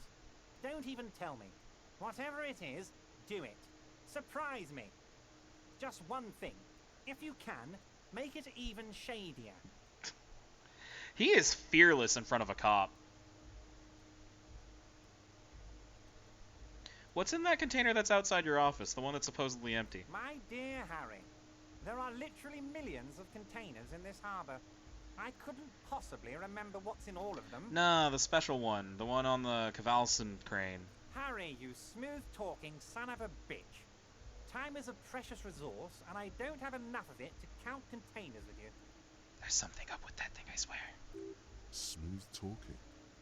Maybe that's the way to go about opening the container. You should at least try convincing it. Rhetoric, how was that a successful idea? I'll try it. But, like, okay. Alright.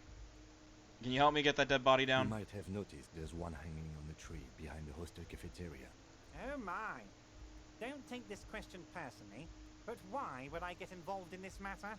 Mr. Clare, the man was hanged with a cargo belt. A steel-reinforced cargo belt. It's safe to assume the Union had something to do with the murder. Besides, getting the body down would benefit all of us. It's a stain on the neighborhood. Yeah, also, the footprints all matched up worker boots from here. I can certainly see how having him up there might start affecting some real estate values. But of course, all joking aside, I am going to help you. Jean-Luc, the cop who bested you in physical combat is here, and he has a little dead body in a tree problem. Namely, he needs it to be taken down. Please extend him this courtesy. You can find Luke down at the gates, but you already knew that. Anyway, he's going to help you, now that he's back on his feet. I'm gonna leave now. We might talk later. Wait. You need this to get in and out through the gate. Great. Wouldn't want to get stuck in here. Here, you're one of us now. A real red and white Union man. Take care, Harry. I hope he's kidding. Red ain't my color.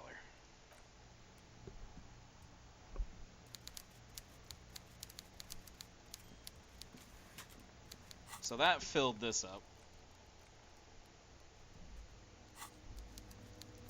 Let's see what... This is a fascinating way to get the body down compared... Like, I actually think this is cooler now, with all of the context, than just shooting the belt to get the body down. Because, like, now it's just like, I kicked his ass, and now he has to do what I say. And, Mañana now also will talk with me.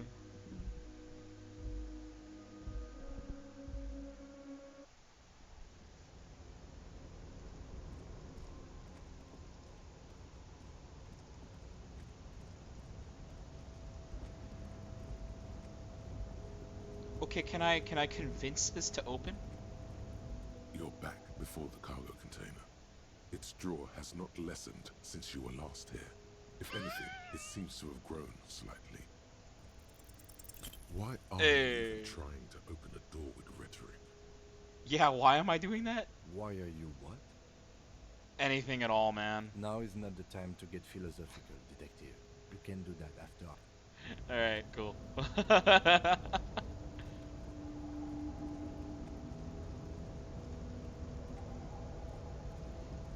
I'm fine. Like, it's so ironic that, like, on my physical run, I'm finding more intellectual checks than I had found before. Mixing things up is clearly how you're supposed to do this.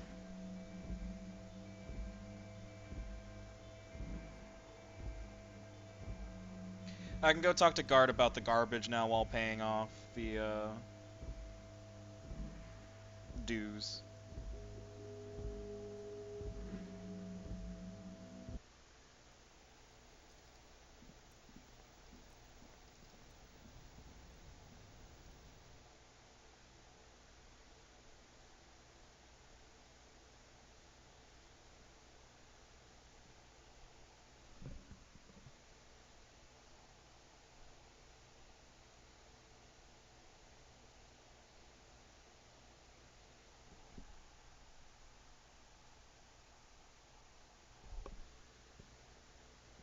Man, I need to get a faster computer.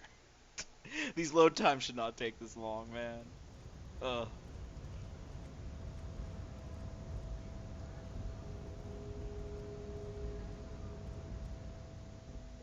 Do not presume this has drastically altered our race dynamic.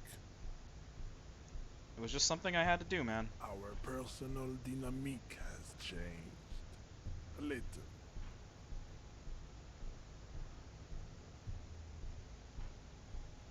Everard told you to help us get the body down from the tree. So it was. You bested me in race combat to reach my superior, then had him give me an order. I salute your cunning, enemy. I will go and remove the body from the tree with my bare hands. He's still trying to show off after I kicked his ass. Our personal dynamic has changed, but you just were claiming that our race dynamic hasn't changed. And you say I beat you, though. You're so noble, Measurehead. Oh, he's totally just trying to save face. But while I am gone, someone must stand guard on the bridge. That someone needs to be you. Both of you. Lieutenant? This is the uncomfortable result of not taking it on ourselves. I can live with a compromise. Alright, as long as Kim's okay with it. Listen to your little friend. He is wise in his childlike way. His don't insult my mysterious friend. race may yet prove fierce competition to my heroic haplogroup. Just shut up and go. Babe, see that they stay here the whole time. This just is meant to eat time. So, like, the penalty of not getting the body down yourself is to, like, you waste time standing here. The woman's gaze follows Measurehead as he leaves. So, you guys are like cops or something? We're just trying to keep things from going to shit. Have you ever thought that maybe things should go to shit? I'm Katya, by the way. I think all of us have entertained that thought, Katya. You hear that? That sound. He's breaking something. Yeah, Jean-Luc must be really tearing it up over there. I wish I could see it. I don't. I've seen enough of that dead body already, and I'm gonna have to see more of it later. Look at you! RCM rent-a-cops! Guarding that bridge like Everett's lapdogs! Is this where it's at now? RCM is for sale! Oh, that's interesting. Everard did totally know this would happen. And who are you? What is your business here? Why are your clothes 4 sizes too small for you? It's none of your business. A shrill laughter interrupts you, echoing across Martinez. It's Kuno. Then the man turns to look behind him at the behemoth appearing around the corner, approaching him, walking past him.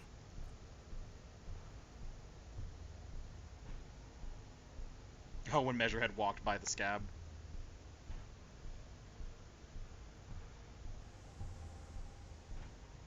The corpse has been removed from the tree. Stand down and congratulate yourself. You have sided with Ray's victory today. I haven't. There has been no side choosing, sir. And what you had to do was to become a Union man for all to Yeah, see. it's all he wanted to see was me standing here with the Union. Leave. That's the cost.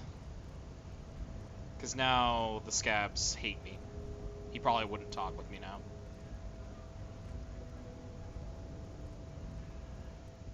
So, how'd you like our harbor? Complete shit. It's but a rest area on the path leading across open plains. Right. You talk to the boss, eye to eye, like men of the plain. If you have any more questions, I'm set to talk. Do you have any actual idea about the killed guy? The mercenary, eh? Who could have killed him? That's indeed the question.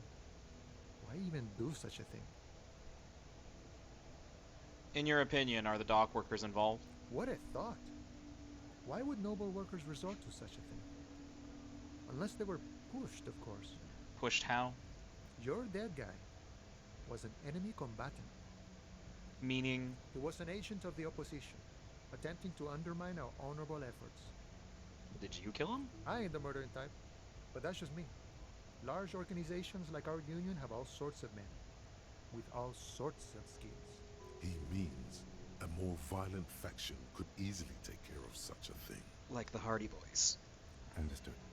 This has been of limited use. Still, thank you. No problem. I wish the best to you in your search. Sure, I'm glad it's not my search. By the way, Everard said you had a key to a certain door. A key, huh? What door is this key supposed to open? He said it belonged to a weasel. Oh, say no more. I got you. I got that key right here. And let me tell you, it's mighty good of you to help us out during the strike. Working class solidarity, as they say.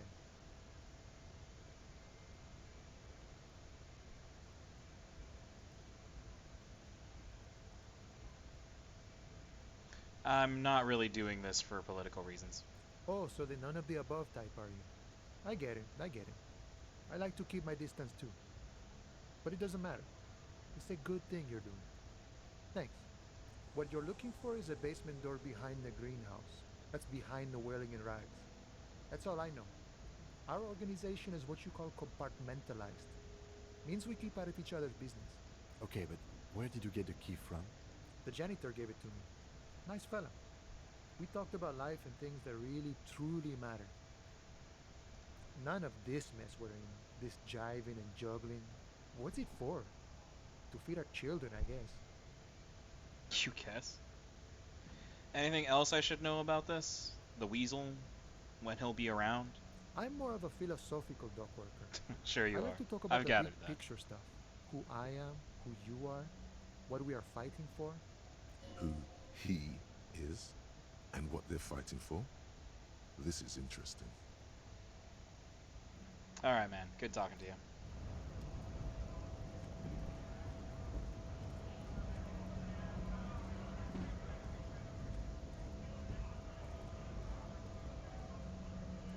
Went native on the chief, huh? Those ballerina antics were reckless. Should have just punched him in the throat again. I tried that, dude. Didn't work. Wrong. You did the right thing with Measurehead. The ballerina antics won you the fight. Let's talk about our right to work. What about it? You here to fuck with us? Beat the honest worker down? No, I'm here to solve a murder. Good.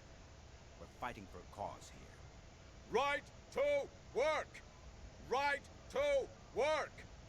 Besides, we're not that different. It helps if people see us talking, cops and strikebreakers together. Shows authorities are on our side. Builds confidence. Regardless, I have questions for you. Maybe you should ask them the questions, like why we're not allowed to make a living here. Shame on you! We have families to feed, you piece of shit. So do we, Scott. What exactly are you doing here? We were promised work. We'd be in there, working, if the bastards hadn't shut the gates. And you're unable to breach the entrance? Main gate's locked. Would take heavy ordnance to bust it open. Could try to get in through the secretary's office. Door's locked. The guards blocking the way to the access I got panel. it. And I don't mean the scrawny mess punk either.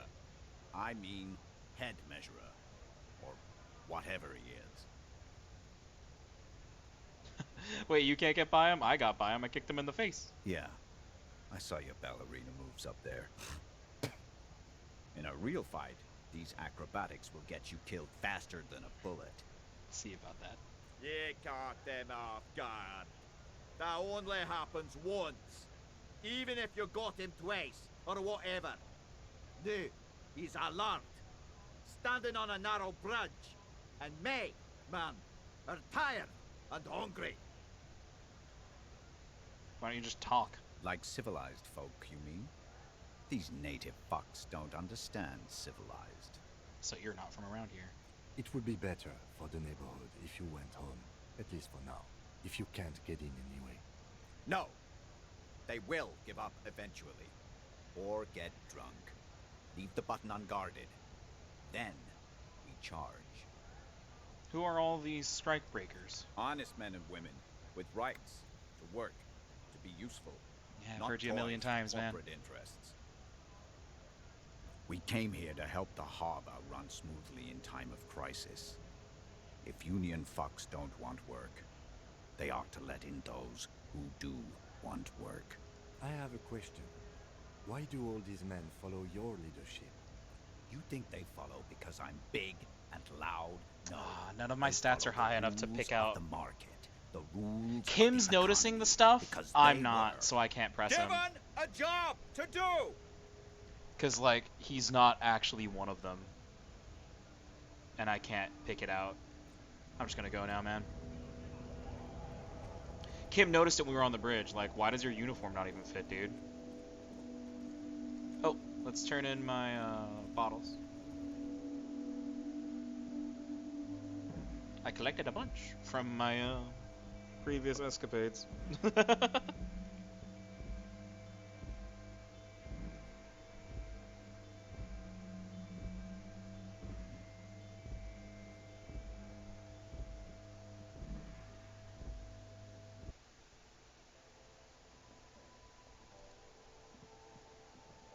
The tear machine stands and your bottles clunk into the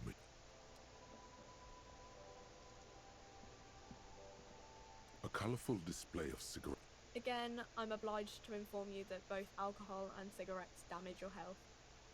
Here you go, mister.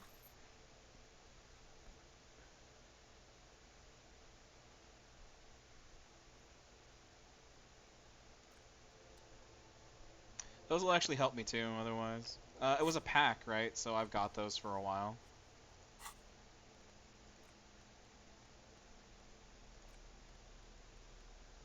under tools.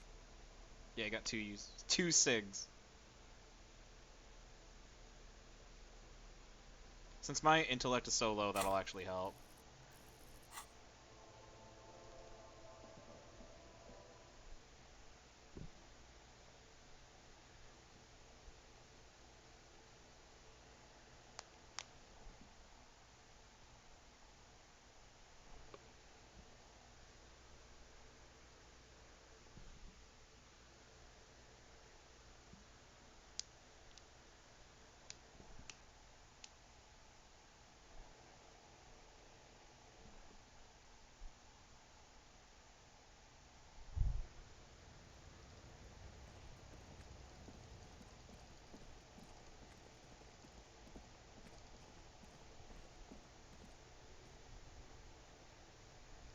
Let's go talk to Gart.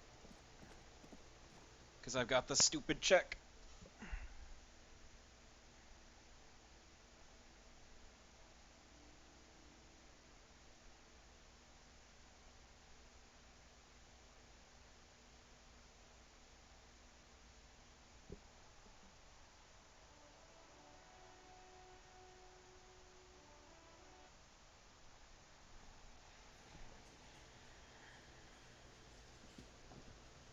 Oh, I never looked at the sleeping guy.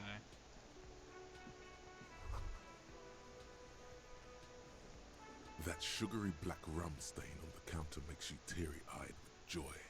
It's almost touching how syrupy and sticky it is. How long have you been up already? Not right now, Electrocan. Oh, excuse me. Do you have something better to do than lust for sweet syrupy rum and lemonade? With a twist of lemon, maybe lime, maybe who cares?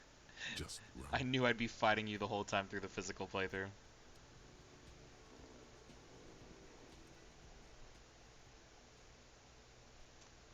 A man is sleeping at the table, wearing mud-caked boots and rolled-down overalls. The back of his shirt reads Wild Pines, encircled by a logo with a tree. He looks one with the table. It would take quite some effort to wake him up. On the counter, rolled out of his open hand, you see a blister pack of headache medicine. There is only one way to wake this bone idol from his slumber. Roar like a hurricane. Rip the buildings from the earth. Just a scream! Why the yelling, man?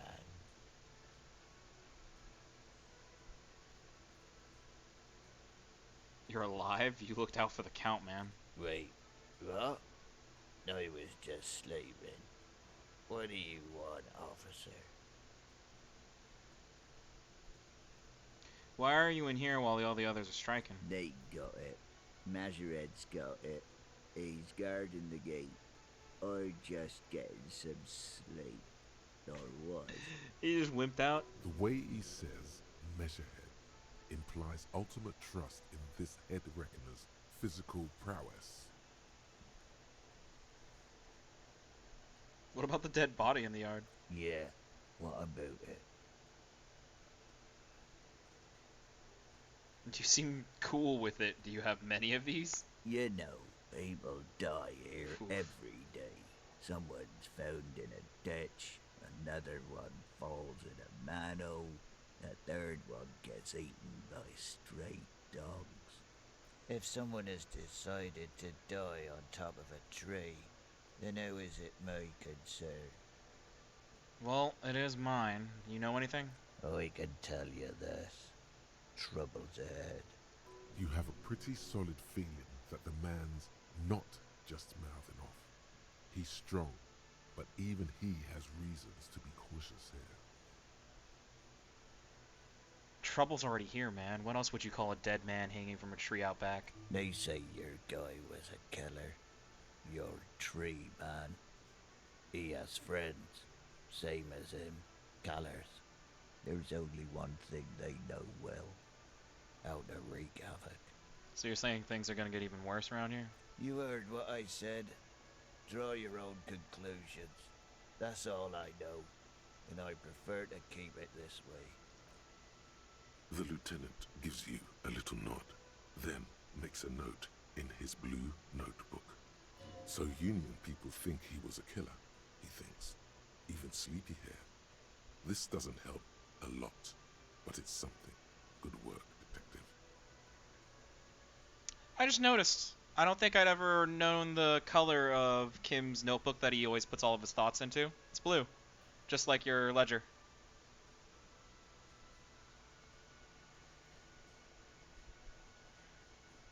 Bottle yours? Indeed. Huh. Help yourself to some. Wait. No. Ah. It's empty. Thought that counts, buddy. Sorry about that. Can you tell me about Wild Pines? Your That's the jacket? name of my employer. I work in logistics. He doesn't sound too enthusiastic about this. How's that going for you? How's it going? Yeah, that's an answer. Haven't you noticed what's going on outside? Of course, it's a total madhouse out there. Good. Then you understand the gist of it. We would all be better off without the employers and their employment. You just want to lie in a ditch somewhere and waste away, don't you, man? For one, I can get some goddamn shit right to sleep, I say. Anything interesting in your dreams? Thank God, no. I like this guy. I never had the ability to wake him up. Oof, man. That's a mood. Thank God there's nothing interesting in my dreams. Otherwise I wouldn't be able to sleep so easy, right?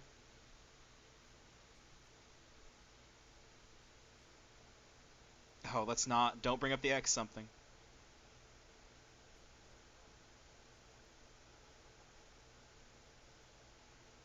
Was it pure nothing, your consciousness no longer than a single grain of malt? The worker stares at you, his eyes dry from sleep. A web of wrinkles covers his tanned forehead. No, I don't know what you're talking about. Glazed right over his glazed eyes. When I'm out, then I'm really out. No malt grains No or poetry. whatever. No poetry stuff. Just quality time. A little me time in the abyssal pelagic zone. You can never return to it now. Only detective work remains. Wakefulness and detection.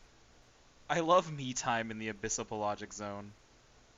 Aphotic, right? Who's organizing the strike? Is it Wild Pines? We are. Yeah. The workers. The union. We know what we need. Oh, What's no, right yeah, for us. the union, right. The union striking and the Wild Pines reps are scabbing the strike. Duh, I had that backwards. Got the name swapped. So, no leader? Okay. I guess there's also Everard. He's in charge of the union. He's smart. Knows how to negotiate. I do that already.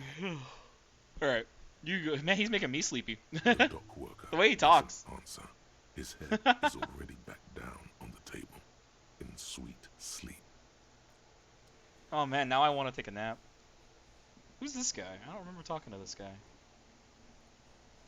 Oh yeah, because he's just... Oh yeah, he's nothing. Anything up with Lena? Whoop.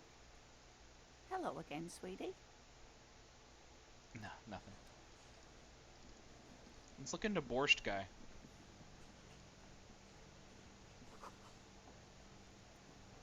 Smell of chemicals and pine trees.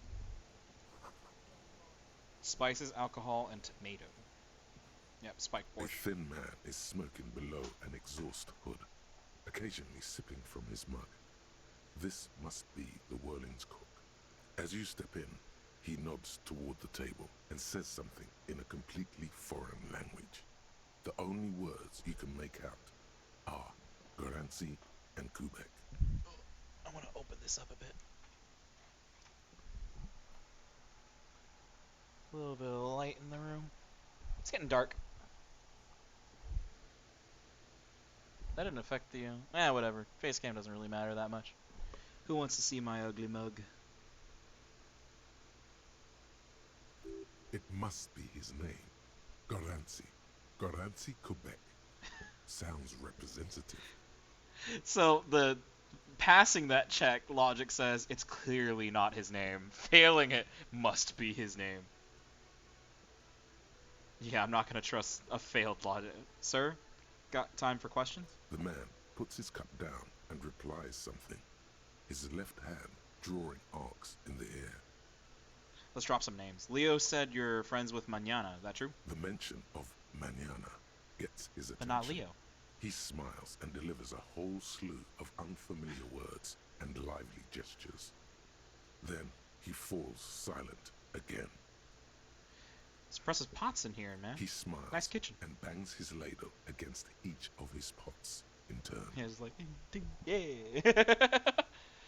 What is that borscht you're making there? The man says a couple of sentences in that strange language of his and then seems to wait for you to speak.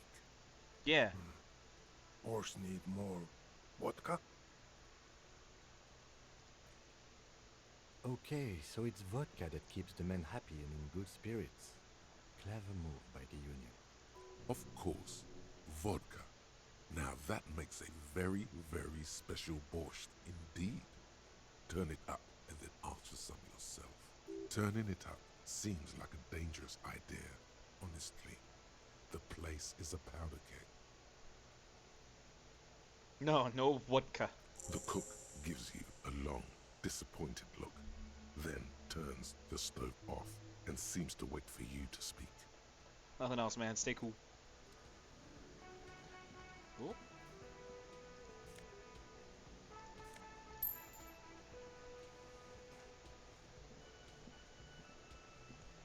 You see a heavy steel door with a prominent dimple lock.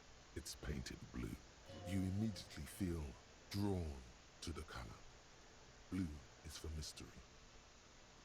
Wonder where this door leads. You do? It's a door in the back of the kitchen. Why do you care where it leads?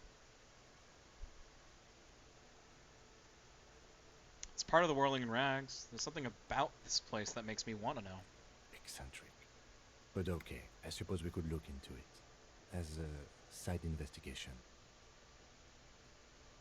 The door and the main investigation will merge into a stereo investigation. If you say so. Gart is the person to ask about this. The cafeteria manager. Touch it. The cobalt blue surface feels rough to touch. The stainless steel door is flush with its frame on every side. Try to push on the door? The door does not budge. A challenge. Pull on the door hard. The steel doesn't even tremble. Put your weight into it, man. Now you're hanging from the handle. The door remains immobile. Okay, it was a challenge, and you failed. What now, loser? You're supposed to be helpful, physical instrument. You're like my highest stat. Hey, I got a skill point.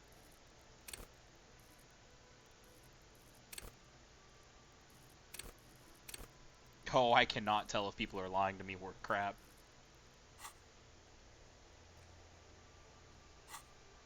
Alright, leave the door. My health's still fine, though. It's my morale that's, like, dangerously low. Pop one of these. Guard! Can I help you? So about that money. Yes. Have you got it? I got this stupid giant check. You must be joking, right? You come here, trash everything, and now you try to pay with a novelty check? This isn't a game show. I'm not going to accept it. You owe me cold, hard money. I want to see that money in the palm of my hand. Every single cent. Damn you, fat carrot. Your novelty check is useless. You can cash it in at the local frit near the harbor gates, though it might not be enough to cover it. How much do I owe you again? A lot. A lot. For the room, drinks, and broken window, 130 real. Alright, let's talk about something else. Like what? I was rarely enjoying talking about the money you owe me. How about the victim's clothes in the trash container I found? How strange. I certainly didn't put them there. Could someone on your staff put them there? Sylvie had the keys before I got here, and I can vouch for her. I can vouch for all my staff. None of us would tamper with the crime scene. I don't know, maybe you were drunk and did it? I think fugue states are more your forte, officer. You're right. Who else has keys to access? The trash collection service, CS Municipal. I don't see why they would put anything in the trash, though. Ah, the elusive CS Municipal. I doubt we'll be able to track down who was sent here last and when. This will have to be one of those little threats that solves itself down the road. May take a while, yeah. On Clinton Street, near the Boogie Street Diamond, a small truck rattles down an alleyway. It stops by a rusted trash container. Two men, their faces rough and swollen, jump out. They look at the container despondently. CSM is written on their backs. Thank you anyway. Thanks. Let's talk about something else. Yes? I've seen something here that a thing I need to talk about. What thing? There's a mysterious blue door in the back of the kitchen. Oh, yes, that door, sure. There's nothing mysterious about it. It's just a door. Do you know what's behind it then? I can't open it. No, I don't have a key. I don't know how to get there. And I don't care either. It's not like I've been wondering about it for 10 years. It's just a frick warehouse, probably. Or some boring storage space with a bunch of old junk and dust. Junk and dust. He's attempting to maintain an air of indifference. It's absolutely not convincing. I think you'd like to know what's behind that door. Fine, okay, a little. But my job doesn't leave me time for wondering about one locked door in one of the cafeterias I manage. Yes, you own many properties. So, I haven't opened it. I have cleaned the whole place 100 times over, though, after the animals. And I haven't found a key, so good luck with that. Oh yeah, also, the mess hall's reserved? Yes, not the whole damn union, thank God. Just the nastiest and loudest faction. They come here in the evenings. Dumb, unruly types. Think they're big shit. But they're good customers. They place big orders and always pay on time. We should find out who this Lord faction is, occupying the booth. Loudness means talkative, and we need info. How could I find them? We don't. We have to wait. They'll show up sooner or later. Men get hungry, even men on strike. You glance at the clock on the wall behind the manager. Huh.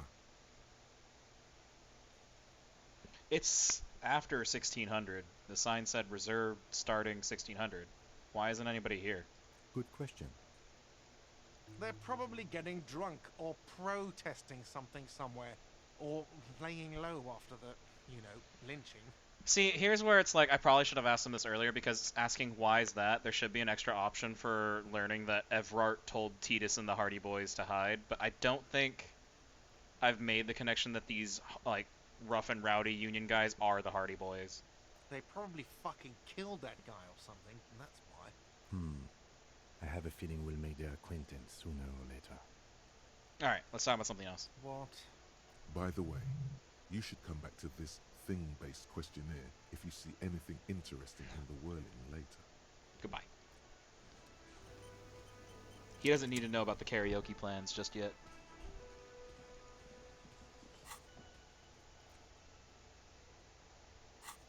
Oh yeah, that has to be answered later. Titus and the guys are really important to the plot. They're arguably like the second main faction that's directly involved with the story, next to the mercenaries. The tribunal that happens later. The big moment in the halfway point of the game. I wonder how that'll play out this time now that my character's a dumbass.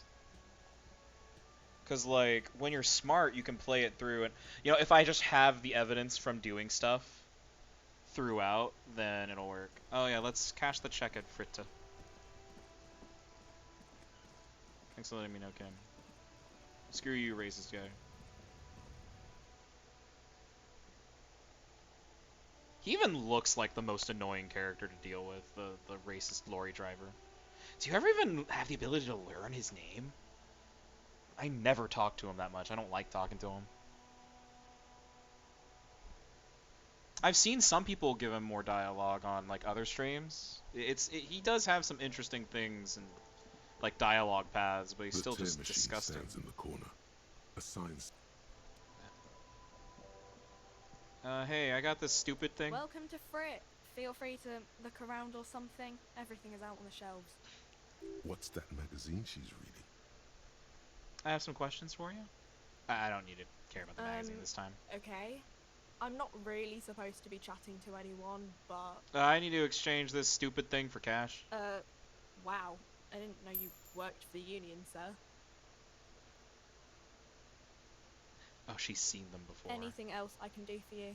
Blow the whole thing on speed and gin right now. Speed and gin. Great combo. Ask some local dealers, maybe. Oh yeah, does Fritta have a warehouse in the back of the Whirling and Rags, possibly connected to a mysterious blue door? A warehouse? I don't know. Maybe. I don't really care what Frit does. This is important, come on. She scrunches up her face into an expression of consummate adolescent skepticism. I would hate this job too if I had to wear a stupid hat like that. Fine. Frit doesn't have a warehouse. Just a little back room here. Okay? Okay. We learned that. There's no warehouse. So where does the door go? If I remember right, the door goes up to, like, the balcony, I think? Classia's room, I think. But again, I was never able to get that door to work. So I'm gonna pursue it a little stronger this time. Just really curious. Just gotta keep talking during long load screens because the computer's a little slow now.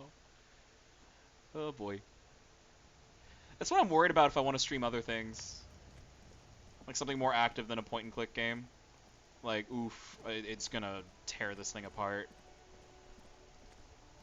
Alright. Body inspection time. Maybe I can ask Kuno what, what's-his-face did.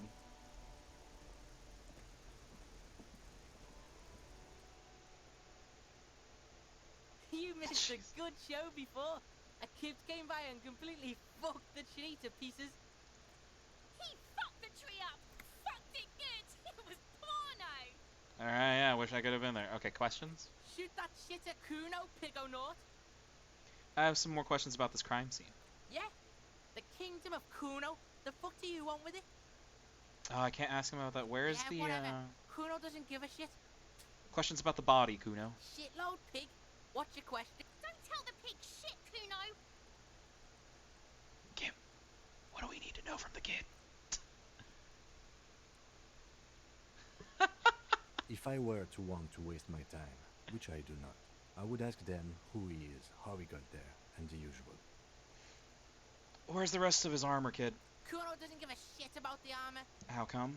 Kuno's fuckgimp's got one big thing wrong with him. He's a fucking mutant. A mutant? Look at him. Fucking growth hormone shit. He's a giant. The armor's too big for any man. Kuno doesn't give a shit about that freak armor. Kuno threw that shit away. Even though that shit is worth several years of this dude's pay? Oh, come on. He's just pretending that he doesn't care because he's too small for the armor. You're just too small, kid.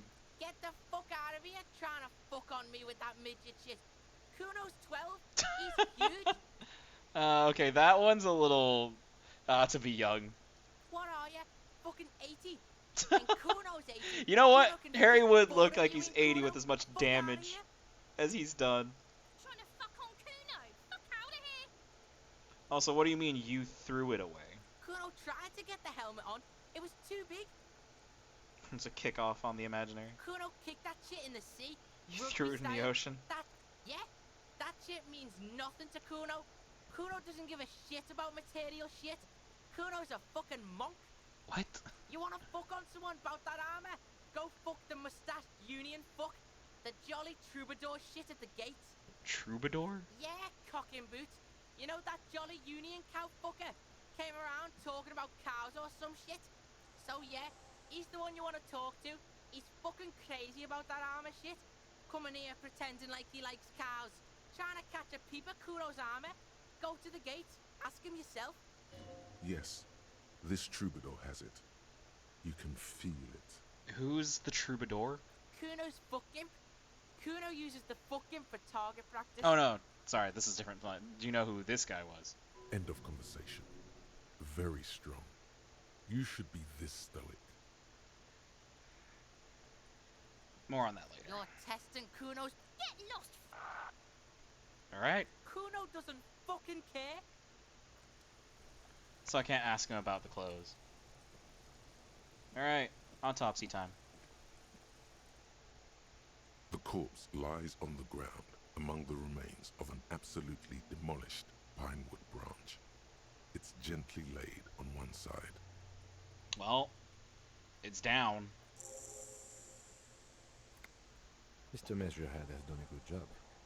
Nothing is too broken or compromised. The victim is ready for a field autopsy.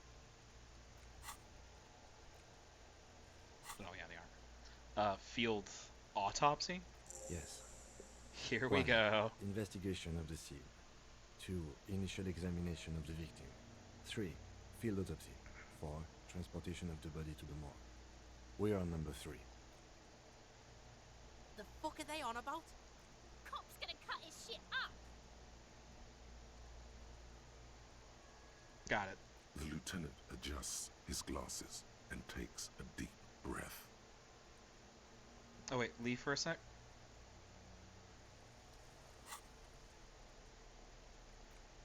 Yeah.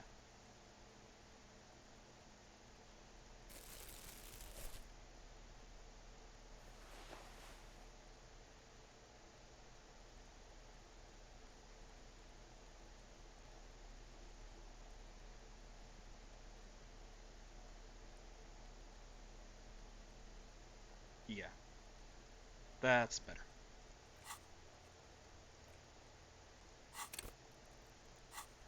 And I have 1 point for rolls. The rot. Alright, back in. The lieutenant adjusts his glasses and takes a deep breath. Before we get started, tell me something, dead man. Shoot, loony Rooney. Nah, nothing new. Alright, enough. Come back later, Coppo. Amuse yourself with my frank manners and my memento mori features. I love the dead guy. possible, I love Reptile Brain. Also, It's such a see fun me voice. in your dream. I don't even know how to describe this voice. It's like a chain smoker voice, but more pleasant. I don't know. First, what exactly is a field autopsy? Come on, officer. You know what a field autopsy is. You've done 100 of them. Let's get in there then. There truly is a time for everything, even for yellow gardening gloves. However, they are lacking hygienically. I suggest you get in there in limited capacity. What do you mean? I mean when I need you to. Until then, I should handle physical contact, and you should Aw. take notes.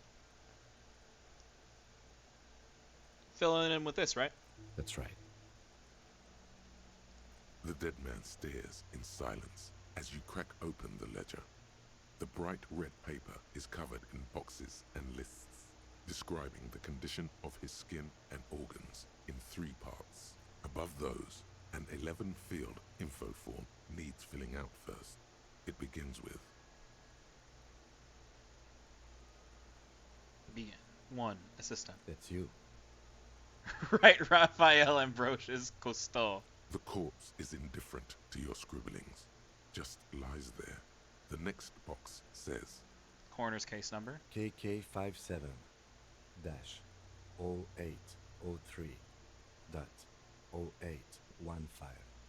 Kim Kitsuragi, Precinct 57.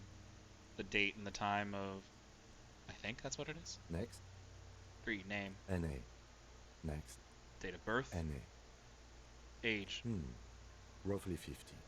Alright, right, about 50. the corpse looks ageless, like meat on a hook. Teeming with opportunistic microorganisms, letting out a foul-smelling diamine compound. Your eyes turn watery. Race. Mondial. Write it down. The pudgy mess of curdled meat looks neither mondial nor anything other. I didn't get the encyclopedia prompt there. Sex? Fucky, fucky! Shut up, kid. Male. Pigs can have sex? Right, male. Nor does he look male. with his pregnant belly and indistinguishable face. Approximate date of death? We're still going with March 4th, 51. What else? 9. Body identified by is non-applicable. An A? 10. Case number is the same as the coroner's case. KK 57 0503 0815 listens motionless, with the cargo belt still around his neck. Only one box remains. Evidence of treatment? None. At least not after the initial examination. I'm not sure. Didn't the footprints look like there was tampering? They'd have to have incapacitated and carried him over. This man was more than a match for untrained dog walkers. Your central nervous system recognizes this gesture. It's the stations of the breath. Ecclesiastic, religious in nature, a holdout from pre-Delorian burial rites. It takes him 2 seconds to perform. Then, somewhere in Jamrock North, a small wood shed behind Rosencrantz Road, Lieutenant Nick Feuerbach puts his hand to the chest of a small corpse, no larger than a monkey. It's raining outside, light drizzle. There is darkness in the shed. Elsewhere yet, an obese female sits in a wicker chair, her silhouette bull-like against the window. Outside, Grand Coudon. The day is turning dim for Sergeant Mac Dawson. Oh, Mac. Hand extended, he approaches, to make sure she is dead more than anything else. The building is tall, 7 stories, wind-wrapped in solitude. Most of the apartments are unoccupied. This was a suicide. The other, an accident. The small one. Oof. And so, all across Jamrock, Coal City, GRIH, 42 deceased persons found today. 42 stations of breath. Damn. We should start the post-mortem. The corpse cannot feel Kim's hand on his chest. It no longer meaningfully interacts with its surroundings. A thicket of boxes and lists on red copier paper tries to answer why. External examination summary. Clothes. The deceased wears armored boots and white briefs. The make of the briefs is Babrodine, I think. Let's see. See, it's happening. Babrodine, yes. Inexpensive. Size M. Color white. The disappointment is palpable. The red-haired thing was expecting something more lurid. The boots are ceramic, vitreous enamel. They are fused to his skin from blood flowing downward post-mortem. Removal of the boots is left for processing. Tattoos. Stands up, feet planted on either side of the body. The upper torso is covered in a single, continuous tattoo, resembling a map of the night sky. It reaches from the right shoulder to the heart. The ink is blue and white. The assistant has a color photograph of the markings, to be added to the case files as document A1. The photo is taken on the scene, using a Trigot Mini. The camera he's so proud of. The deceased has a cargo lashing belt around his neck, tied with a hangman's knot. Color yellow. Length 3 meters. There is a buckle on the other hand. Well-nourished, athletically built, measuring 1.8 meters. Generally consistent with age, about 50. Preservation is good. Ambient temperature, below freezing. Help to preserve the body, yeah. The spine is bent more than the lieutenant compensated for. This buster's actual height is about 1.85. And no, you could not take him straight on. Lieutenant, I'm gonna write down 1.85 meters. His spine's bent. Of course, I undercompensated. Cool. I wonder if that got me points for Kim. I can check on that, right? Isn't that under... No. Oh, I don't have a profile. Oh, I need to... Okay, yeah. The halogen marks. I need to go to the car. Body hair is light brown. Distribution is consistent with age. The deceased had male pattern baldness. Hair is combed back, short.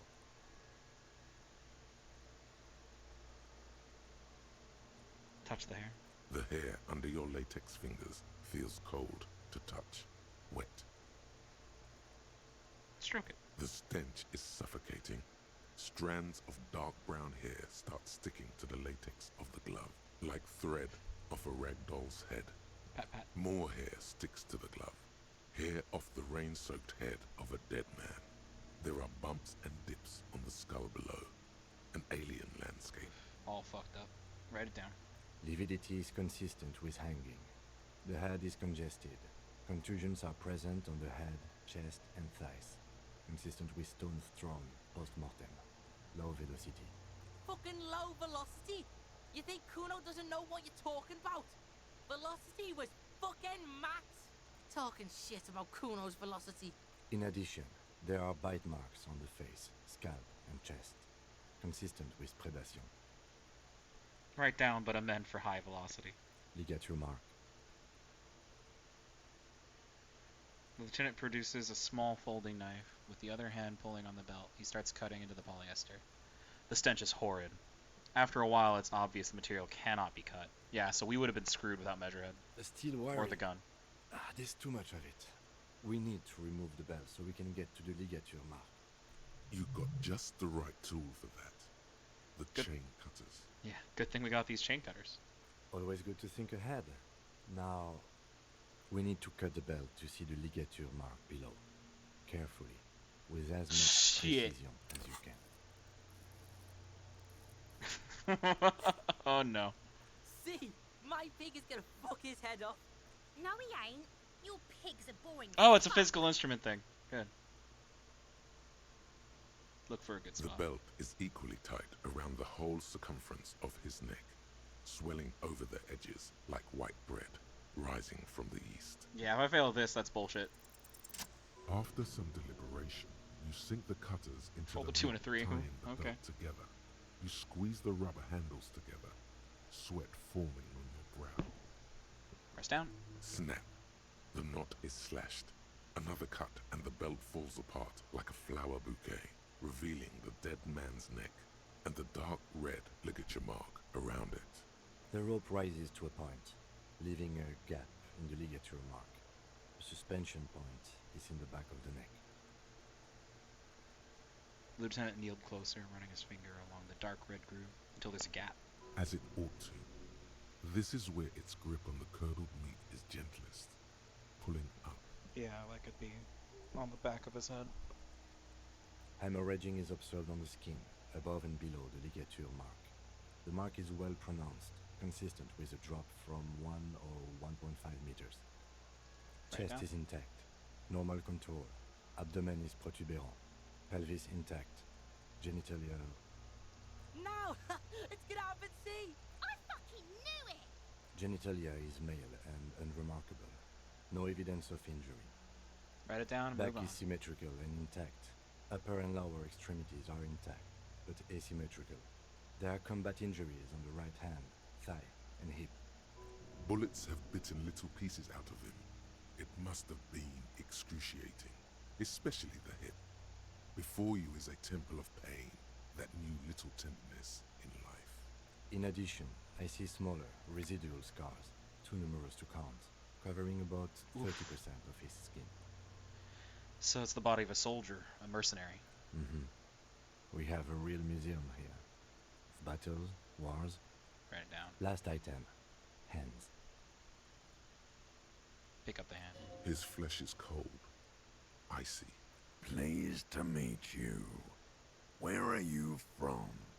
And what's your name? I'm from... I'm only fucking with you. I know where you're from. From Cappadocia. And your name is Il Kobo. What can I do for you, Il Kobo de Cappadocia? Pleasure's mine. Tell me, are you a temple of pain and a stranger to tenderness? You get me, Kobo. I feel like you were once for tenderness and kisses yourself. But then shit went south. And now, you're ahead of even me on the pain front. I'm ahead on the pain front compared to a dead body. We should do this more often. Be close like this. I mean, Hands are clean. No sign of injury from struggling. Were we expecting any? I was. Of course we were. Maybe I'm just not seeing them. Honestly, this stench is making it hard for me to think at the moment. Because, like, how do you lynch the guy with his hands free? Wouldn't he fight you? There'd be more signs of a struggle. Maybe different marks that aren't from a thrown rock, like something like a busted up jaw, fresh. Ooh. That's all for the external. Well done. What next? Internal examination. Beginning summary. Central nervous system. I have nothing. Do you have anything on this man's central nervous system? You don't even have a joke. Nope. NA. Musculoskeletal. Purge fluid is coming from the mouth. Not injury related. Eyes and tongue protuberant. Hyoid bone. Let's see. With his eyes almost closed, the lieutenant puts his hand on the dead man's throat and begins to massage it, gently. A rotting smell erupts from the mouth. Purge fluid runs down his lips, black and viscous. Yeah, jack that fucker off! The hyoid bone is fractured. The rest of the musculoskeletal system is intact. Yeah, because unremarkable. The news. Respiratory system. His back is hunched as if in prayer. He begins to pry open the dead man's jaws. He stops to exert more force. Both hands are used. Yeah, rigor mortis, right? He's really doing it. The dead man's teeth cut into his gloved hands. Oral cavity shows no lesions. The victim has received dental implants, possibly after a combat wound. Mouth swollen. Hemorrhaging present in mucosa of the lips and mouth. Look inside the dead man's mouth. No scream. No sigh of relief rises from the darkness inside. It's humid there. Sickly sweet air, unlike anything living. You feel like you're about to throw up again, straight in that mouth of his. No, you don't. You can keep it in. You can keep anything in. Alright, let's look deeper. You manage to suppress the contractions trying to enter your stomach. All it takes is concentration. Through it, you see nothing but darkness. More meat and darkness. There are ancient mysteries down there, Kobo. Ask me later. Hemorrhaging present in mucus. The lieutenant repeats impatiently. He lets go of the jaws. The mouth shuts before you. Hepatobiliary. NA. Why? Don't we have anything? Are you a hepatobiliary expert? I don't think so. Neither am I. That's it? That's it. Alright. Same for toxicology and serology. NA. Both? We got nothing? Unless you have untapped reservoirs of knowledge there. The completionist in me wonder if there's still something we could do. There could be if I had more int. Like a toxicology screening? At this stage, I doubt processing will find anything, even if he was brimming with cocaine. But still, you should add a request. Brimming with cocaine. Damn it, Electro Ken. Shut up. Right, NA, add toxicology requested. Cardiovascular. The body exhibits heavy lividity. Blood has gathered in the hands, feet, and neck. Hypostasis is visually consistent with the hanging. Gastrointestinal. This is the last field on the list. He looks around to the ground, the pool of feces there. Digested semi-solid food in stomach. Voila. Write it down. Keep the voila. What's next on the list? Description of injuries. Summary. Let's see. We have bite marks, contusions on the head and chest, and a ligature mark encircling the neck. You'll need 3 fields. Leave a 4th one too. What about the injuries we inflicted? Oh, so we inflicted them? This is a team effort. Okay, I have inflicted. Okay, so there's a spin-stabilized munition from a Kiel A990 muzzleloader lodged in his lung. I don't think we should mention that. Better not to muddy the waters. Isn't that sloppy, though? Be pedantic if you like, it doesn't matter. No one else is going to investigate this man's murder. And if they do, such details would only confuse them. See? These pigs are fucking corrupt. Why don't you fuck him if you love him so much? Oh, jeez. Now, injuries. Bite marks. Head, chest, and scalp bite mark injuries. predation by birds has caused damage to the body. Odontologist does not need to be consulted. Writing it down. And your opinion, officer? What? Non-fatal. Post-mortem. Agreed. Next injury? Contusions. So, the scalp bleeds from a post-mortem head injury, a stone. The injury does not have the rim of an early inflammatory response. The perpetrator on the scene has confessed to causing Perpetrator. post-mortem. At maximum velocity, fucko! Has confessed to causing it at maximum velocity. Writing it down. Coagulated blood sticks to his scalp and chest, where the countless stones have hit the dead man. Beneath, the description of injury. 2 boxes. Post-mortem. Non-fatal. Sorry, Kuno. Right. Next. Ligature mark. A dark red abraded ligature mark encircling the neck, with a gap on the nape measuring, let's say, 7 centimeters. The hyoid bone is fractured, the cervical column intact. I see hemorrhaging on the skin, above and below the ligature mark. Depth of the mark, 1 centimeter. No signs of clawing on the neck. Write it down. Below the note, 2 customary boxes wait to be ticked. The man's head jerks to the side. The ring around his neck is visible. This one gets a special pause. I like that. The first 2 are so obviously, I mean, post-mortem. But this one. What was that about? No clawing around the neck? You'd be clawing for your life. Non-fatal. Post-mortem. Why do you say that? I'm serious. I don't think this was the injury that killed him. Okay. Why don't you think it was fatal? Why didn't he claw at his neck when they hanged him, and why did they not tie his hands? A big man like this, he's super dangerous. Honestly, I'm not sure there weren't marks on his wrists. That part got blurry for me. The stench. But you are right. There should be signs of struggle. Let's leave the cause of death empty for the time being. Let's wrap this up. I pronounce this field autopsy over. And I only did that because I know. Like, I missed that the first time around. Like, this is a full-on... Anybody tuning in later, this is a full-on, like, spoiler-friendly kind of stream. Because, like, this is way more about the journey than the end result. Like I said, I already know a lot of the answers to this mystery. I know what's in his skull. And I want to try and get to it in this run, but I might fail to get there. We don't need it. But I would like to get that little treasure that's buried in his head there. Alright. How'd it go? It was an irregular field autopsy. We did not establish cause of death, which is supposed to be the goal of an autopsy. But, personally, I do not see this as a parameter for success. We also requested a toxicological screening. That was thorough. The results should arrive in a couple of weeks, if we are lucky. I will not hold my breath. What else? We were thorough with the list of injuries, too.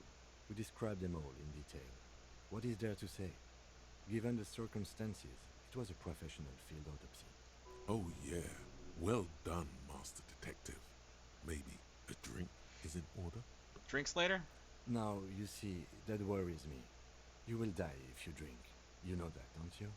You are proving a useful detective. The organization... Oh, thanks, Kim.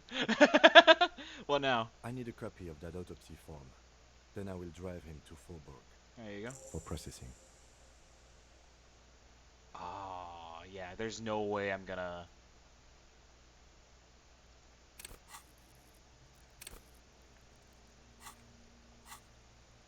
That's a white check. I can try and then level up and then try again. Is my perception down because of the,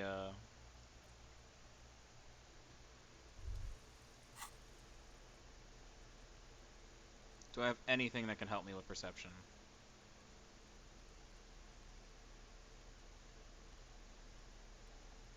No. Rigorous self-critique. What does this do for me? Here it is. Hard facts from the man you are. You once jerked off in the locker room and were caught. You held a young woman by the arm and kept her in your apartment for 20 minutes against no will. Dude, what the hell? That's right. These are not flights of fancy. These are real deeds, Harry, emerging from the darkness of your past. You tried shooting a fleeing suspect in the foot, but hit him in the pelvis, crippling him for life. And, above all, you let life defeat you. All the gifts your parents gave you, all the love and patience of your friends, you drowned in a neurotoxin. You let misery win, and it will keep on winning till you die, or overcome it. Oof. I did want to internalize that, though. Was I just hearing my own audio somehow? What was that? Can't get involved in this. Oh. No, I'm hearing somebody.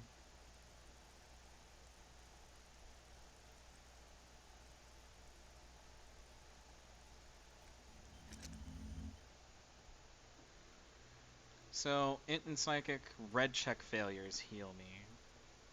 And physical and motorics. Alright. Let's see if I can do the perception man roll. is decomposing visibly now. The lieutenant adjusts his glasses. Come on, and damn. you run your hands over the victim's cold body, his limbs, his torso with its swollen organs. Maybe you should be more thorough.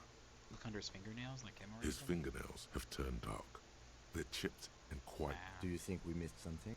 You can't shake the feeling that there are more secrets concealed in the flesh before. Yes, there's something we're not seeing, man. Okay, well, we are in livor mortis here. He is disintegrating. We need to refrigerate the body if we want to conduct another examination. I know where we And can need find to a do it fridge. fast. It would have to be industrial in size. Let's start by asking Gart at the Whirling in Rags and the Fritz store down at the gates. If they don't know, but only if all else fails. He doesn't even want to say his name. Fuck are you looking at, Beano, man? You want a piece of the Kuno? Wanna get fucked? Only if all else fails. Alright, let's hurry. This is one task we cannot sideline. With every hour, whatever we are looking for will become harder to find.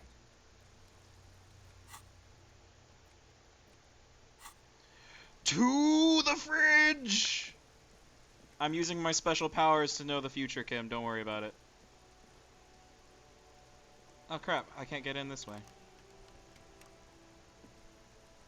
An old call box with a matrix of push buttons lists all the companies in the East Delta Commerce Center. Silence. No one answers the doorbell. An off-key melody starts playing after you ring the doorbell. Kuno, please stop calling here. Grown-ups don't have time for your stupid games. Ma'am, this is the police. Please open the door. Oh, I'm sorry, officer. I thought you were... But the doorbell is broken, and the bookstore shouldn't even be on the list anymore, so I can't help you. A single beep indicates that the line you ring the doorbell. Just seeing the words Andro Orlando gets your hackles up. Its very existence is a threat to your masculinity, to say nothing of your hair. All you hear is static, but no one answers the call. You ring the doorbell, but nothing happens. You wait for a minute or two, but all you get from the call box is silence. No one answers the call. Looks like someone has melted half the plastic off with a lighter. The doorbell doesn't work anymore. You hear static from the intercom speaker. It sounds as if someone has picked up the receiver, but isn't saying anything. Hello? Anyone there? Yes, hello. This is Tracy Peniel Electric. Have you come to place an order? Hold on, I thought I was calling Slipstream SCA. My God. The lieutenant exchanges a look with you. Sorry? It's you. My God. I didn't think I would hear your voice. What? It's a woman, and she knows you. Your heart beats faster. No, something's wrong here. Are you sure she's talking to you? Who are you? Where are you? Michelle, just please. What? Sounds like a ghost. Wind blows through your clothes and you feel detached from your surroundings. Inside the building, a cold memory hangs. Why did you even call?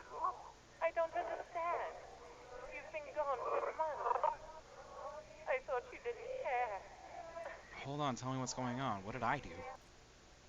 Ever since I came to live here, it's been different. As if my mind's been Is this like some weird pale mumbo jumbo about the past? A spot of static overrides her words. When she speaks again, it sounds like she's submerged. It's so nice. It's so nice to be able to finally forget. Forget what? She sounds like she's about to cry. The cold is deep under your skin, as if you were talking to someone who's 100 years away. Somewhere inside the building, Oh God, water please is don't flooding cry. the cellar floor. She doesn't answer. You still there? Silence. The only thing you can hear now is static and waves washing ashore on the bay. Alright, I guess goodbye. You press the number sign on the keypad that terminates the call. 12 name cards on the call box. Silence. No one's home at Fortress Accident. Alright, I have to get in the other way around. Let's try and go through the building.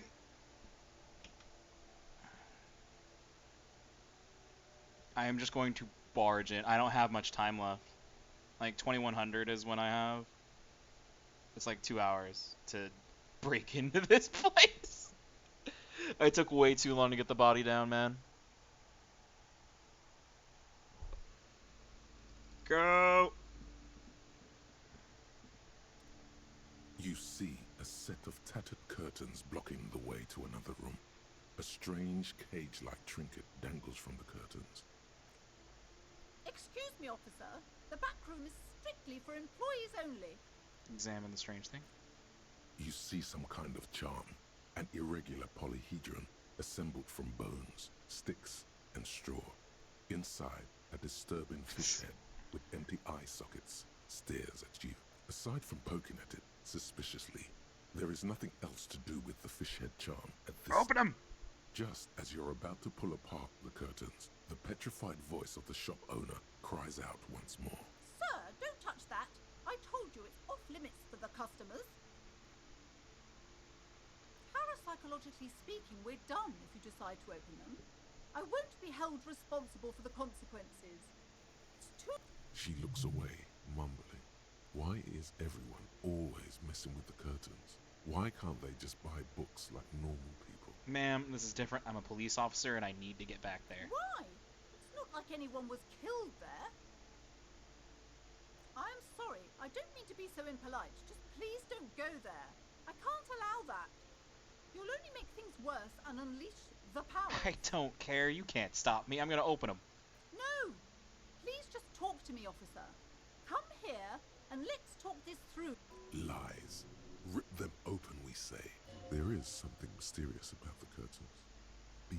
The curtains, tattered with age and covered in dust. You see a dimly lit room full of dusty furniture and trash. A doorway stands in the back, covered in dozens of scary little cage-like trinkets, your shadow looming over it like a... I warned you. You're unleashing forces beyond your Shut understanding. up, Plaisance. Go!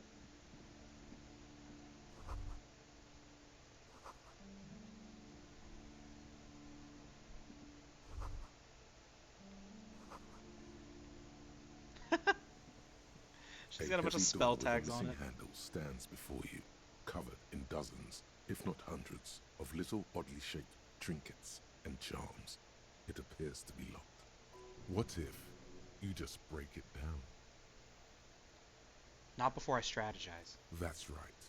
Take in your surroundings. You need to have a solid ground and a proper posture if you want to succeed. Okay, but first check posture. Steady breathing. Okay. Solid core. We're good. You've got this. With one shoulder forward, you're ready to smash into the door like a battering ram. Prime door running through posture. The room is dimly lit and littered with old barbershop rubbish, but the path to the door is clear. Perfect. What about the door itself? It's made of a solid block of wood, but it has stood there for ages. The hinges are old and coated with a carmine layer of rust. It should be doable. Alright, let's do it then.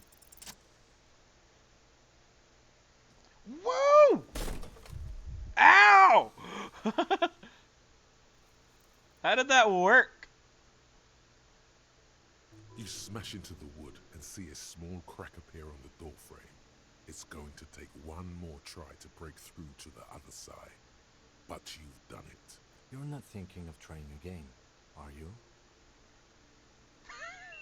Fuck the system. Smash him say fuck it hurts.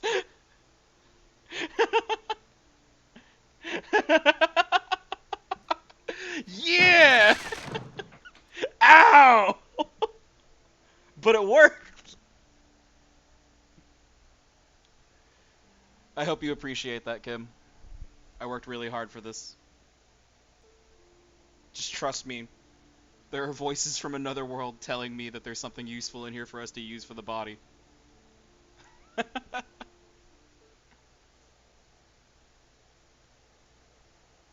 Oh wait, Kim, you have something to add? What is this place? It's an adventure. No, it's a gym. Though it looks like no one's been here in ages. I feel like the pause now is him just going like, what? No. I doubt the electricity still works. Good thing we have a flashlight on us. Don't forget to take it out of your bag before we move on. Yeah, thanks for the An heads eerie up. feeling rises in your chest. Let's keep going. I'm pretty sure it's just a regular abandoned house. Nothing weird. Sounds good. There is totally something weird. Let's go.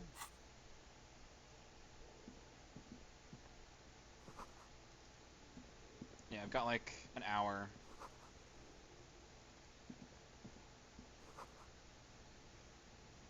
Oh, wait, though. A barbell lies on the floor. The color has worn off its weight plates. It's 60 kilograms. Your triceps hum at the sight of these weights. Show the world what kind of beast it's dealing with. Lift them. There are no collars on the barbell. This is a safety hazard. Why does it feel so familiar? Head hurts from the door. There are no collars on the barbell. You're right. The weights may fall off. Better not touch it then. What bad a bastard would just remove the collars? You need those things. It would be a violation of EPIS safety regulations if the gym was still operating, but it isn't. No one's supposed to come here anymore.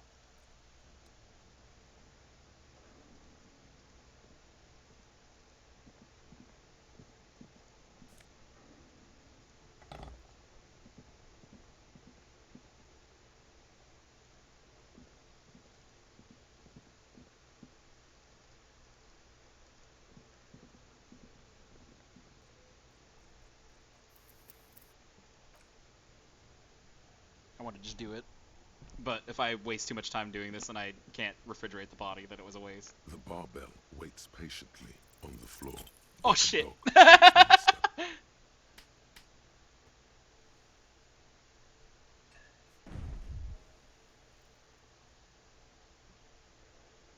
You manage to hoist it off the ground, but the barbell feels wobbly and dangerous.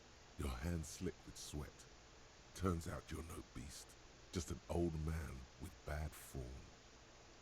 Weightlifting was never my favorite either. At the station gym, I mean. I prefer running. It clears your head.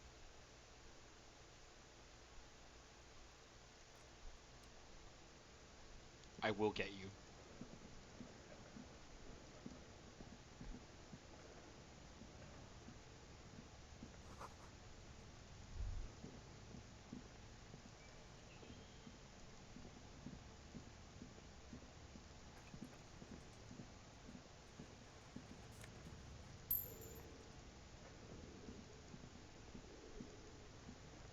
We'll be back here. No, not this way. go, let's go, let's go. Actually.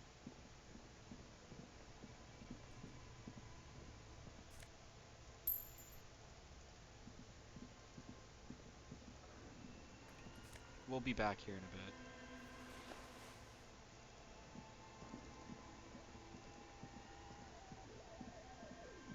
It's just we're running out of time because I fucked up on the body.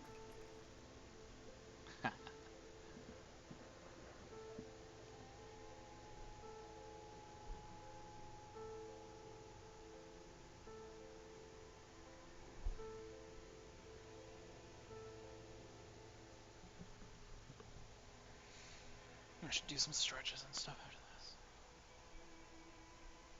this. Maybe I need to stream more late at night. That tends to be when you can find more people curious and poking around. Money. Morale heal. The fridge! Kim? We found it. You see a terrifying ice bear with a strange compartment in its belly. The door is covered in frost, and the bear's eyes are glowing red. You say ice bear fridge. I say improvised morgue.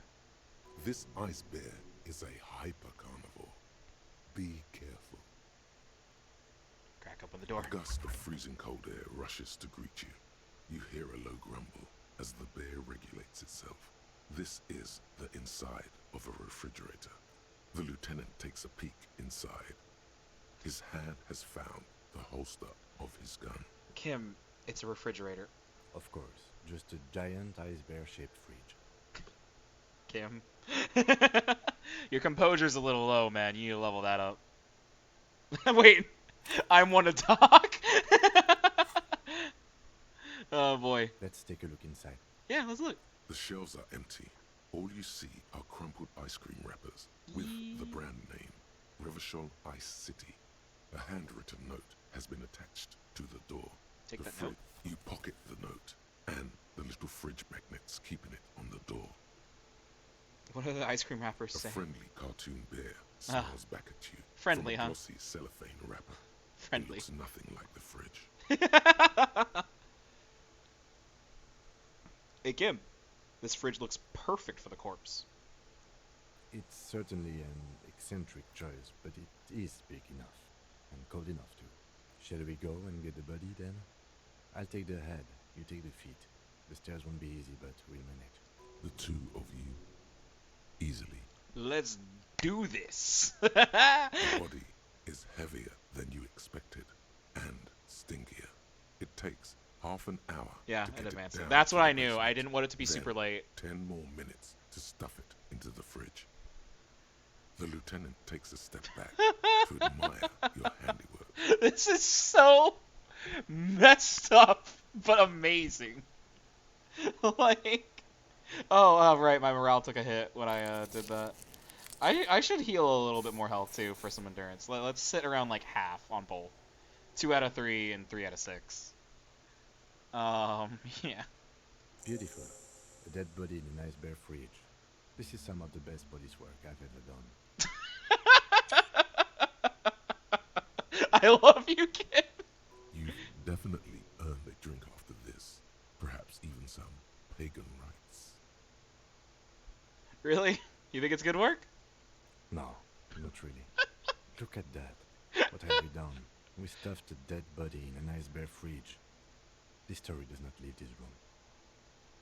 I think this is a glorious achievement, and people need to hear about this. No, they do not. Oh, come They on, need man. to hear about our uneventful, boring, downright conservative murder investigation. At least we've stopped the body from decomposing further. Now you can conduct another inspection under controlled circumstances. Circumstances inside an ice bear fridge in a derelict part of town.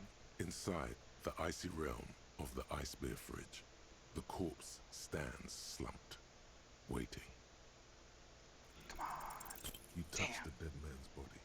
His skin is cold, light blue and silvery in the light of the fridge. You still have no idea where to begin, or what to even do with him.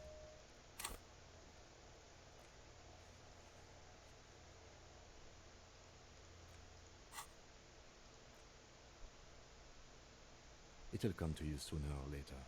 At least he's safe here until then. You touched the dead man's body. It'll come to you sooner or later. At least he's safe here until then.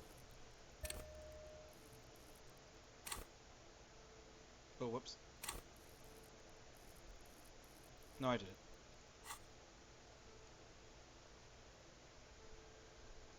Shoot, Looney Rooney. Oh, yeah. How do you like it in the fridge?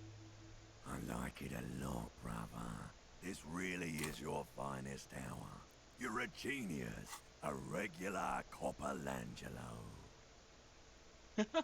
At the autopsy, you said you have ancient mysteries? Oh yes, Kobo Milobo, in the gift horse's mouth. Tracks and wakes and waterways. Ancient materials buried. Yeah, but to where, brother? Just a small gulp away. Up there. My beloved Kobo. A small gulp away. Alright, that's enough. Come back later, Coppo.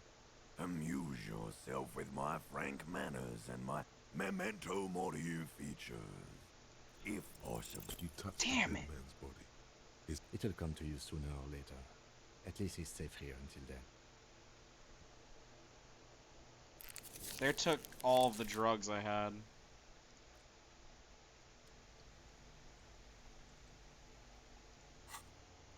I really want to get it.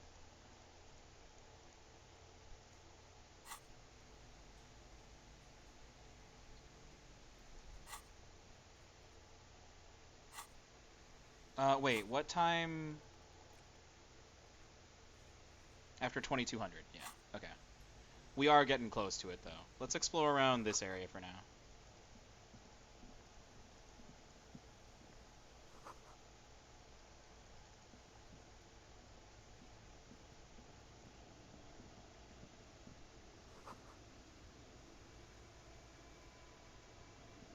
A few bricks have fallen off, revealing a compartment behind the wall. It's too dark to see in. Where are we? Seems like an old bunker from the Revolutionary period. Look at all those rifles. Must be an old weapons cache. Look, a hole in the wall. There is, yes. And there also appears to be something inside the hole. Interesting. Do you want to take a look? Yeah, I kinda do. Your hand reaches deep into darkness and spiderwebs. Rummaging around, you find rusty rifles hidden away. Rifles, Kim? Are these any good? Most of them are rusty and inoperable, like the rest, but one catches your eye. A bolt-action model with a fine wood stock, in better cosmetic order than the others. This one looks nice. That's a rare sight. Seems to no longer be functional, but still a beautiful thing in its own way. What does this mean? A rifle right here? It means there are firearms, albeit inoperable, still lying around in Martinez. It's an interesting coincidence, I would say. Might come in useful in the future. He likes this find.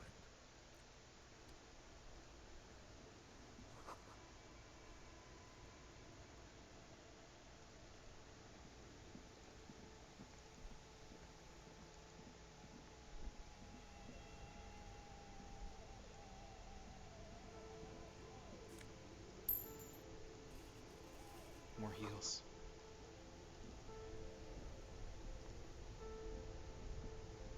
Isn't that a skewer?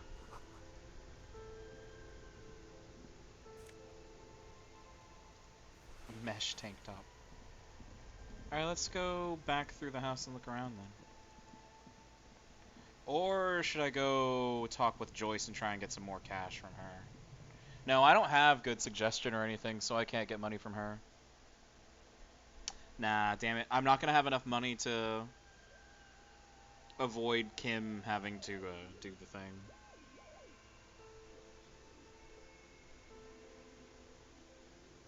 Damn it. I don't want to make Kim sad. You have to do a psych run then, I think, for that.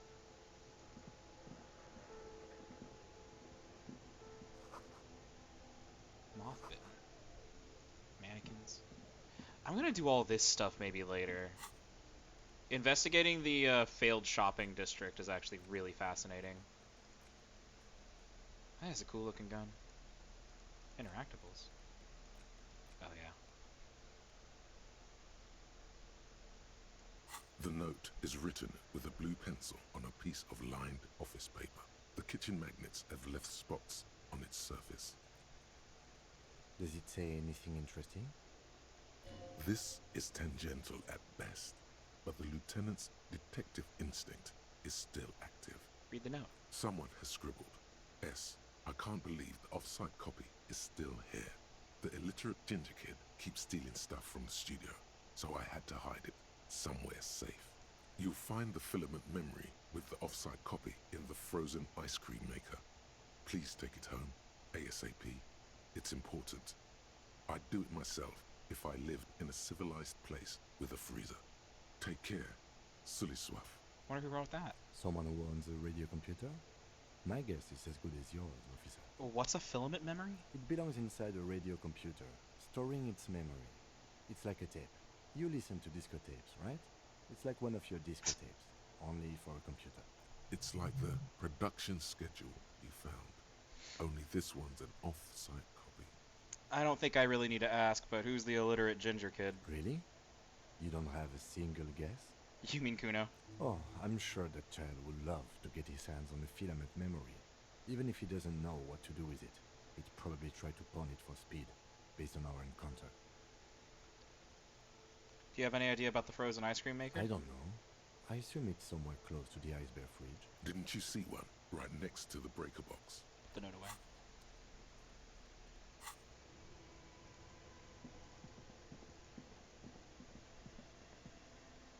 I did. So that's what that was. I don't think I ever read the note. I just knew the ice cream maker was something to interact with. I don't know why I'd need to.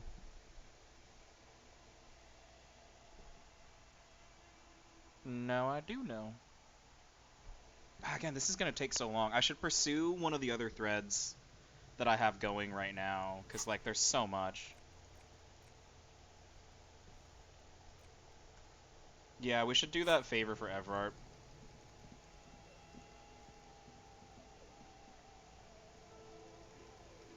I have a feeling if I take advantage and take too long to do that, that'll probably bite me in the ass.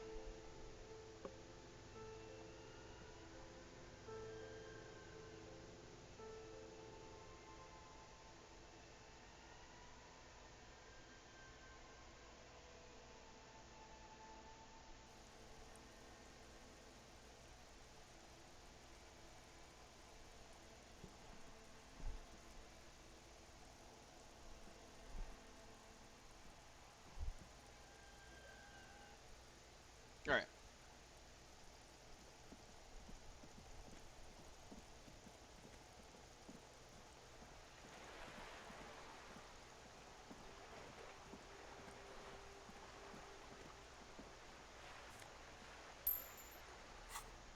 You know what I should have equipped? That lets me open more things.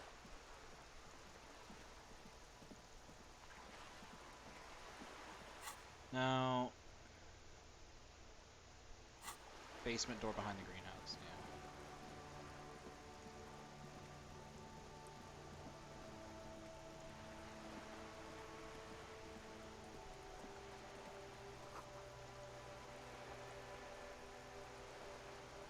Oh, hello, birdie.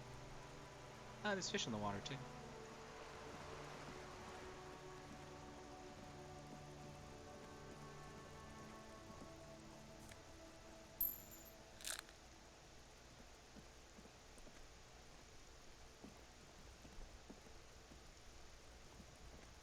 That one. Bum hat. I'm keeping the glasses on, I think, for now. Oh, wait. Glasses are different. Sure, bum hat. Or a bum.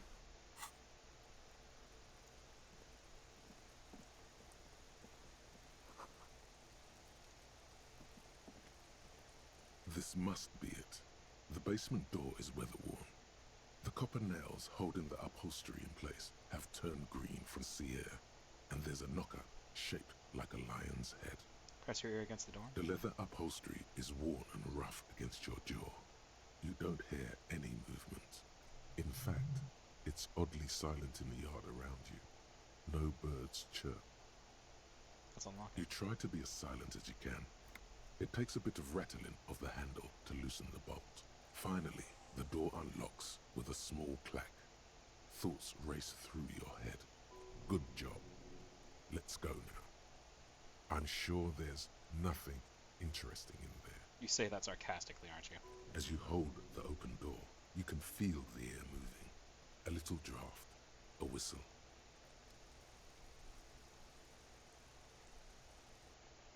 Of course I'm gonna look at it. I think I remember whose place this is. It's the other crypto guy. I forget his name. The magical third racist of the game that Kim jokes about if you meet all three of them.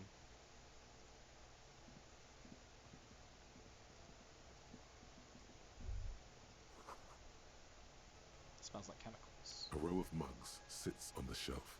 Each one depicts a human figure. A dark-skinned woman grinning amidst mysterious symbols. A broad-shouldered man shoveling potatoes, and others. Tap on the mugs. A little ring. Though cheerful, the images on the ceramic make you vaguely uncomfortable. The lieutenant picks up one of the mugs, then puts it back down with a look of disdain. I'm beginning to feel better about breaking into this man's apartment. Whip out the yellow man mug. Yes, your broken mug friend would feel very much at home here. The same humor, the same mocking lines. There's the missing tin soldier. Whoever lives here might have used the Whirling's container to dump his trash, and now they've drawn the ire of the Union. The plot thickens, as they say. An interesting little clue. Let's see where this goes. Clues have a way of magically connecting to other clues down the road. Perhaps you should break into apartments more often. God dang! That sounds like something like... I don't know, Authority would say. I didn't expect that from Inland. Gut feelings and dreams? Or physical instrument, since it's so high. Jesus.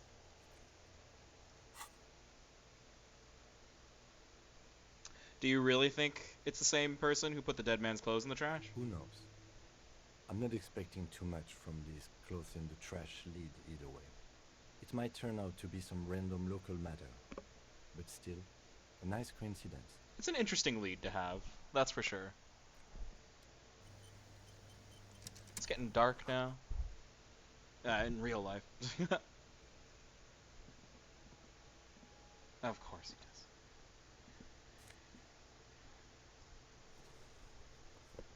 I'll take a shirt.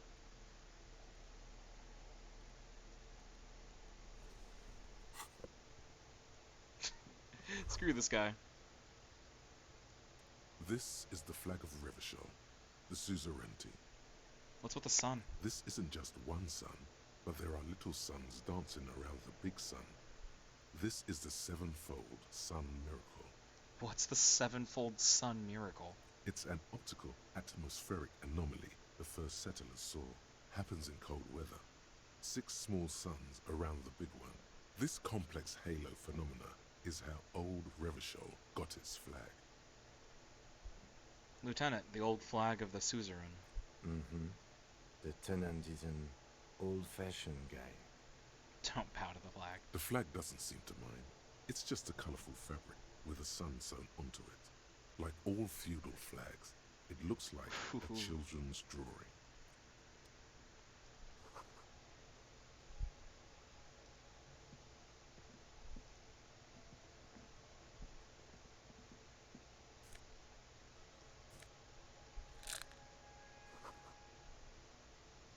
Guests.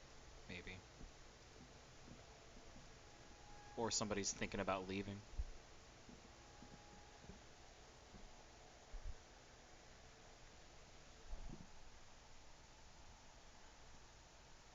Or he'll especially think about leaving after today. Alright, so we did his disgusting favor though, but we're less guilty about it because, yeah, the guy's an asshole anyway.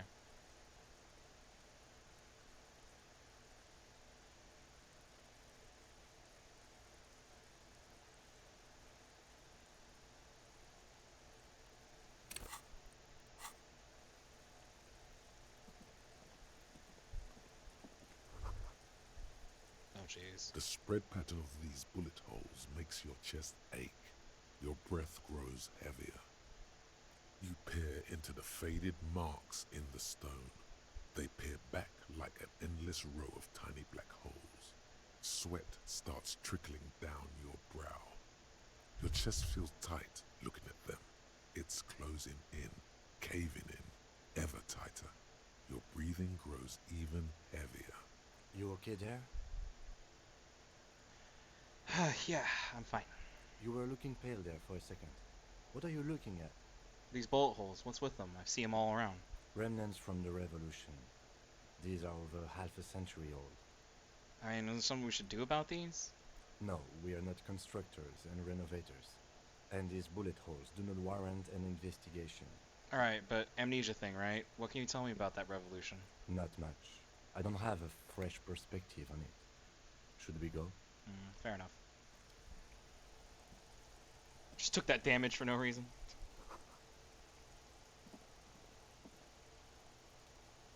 This guy. You see a young man on a balcony nursing a cigarette. His eyes have been following you for a while.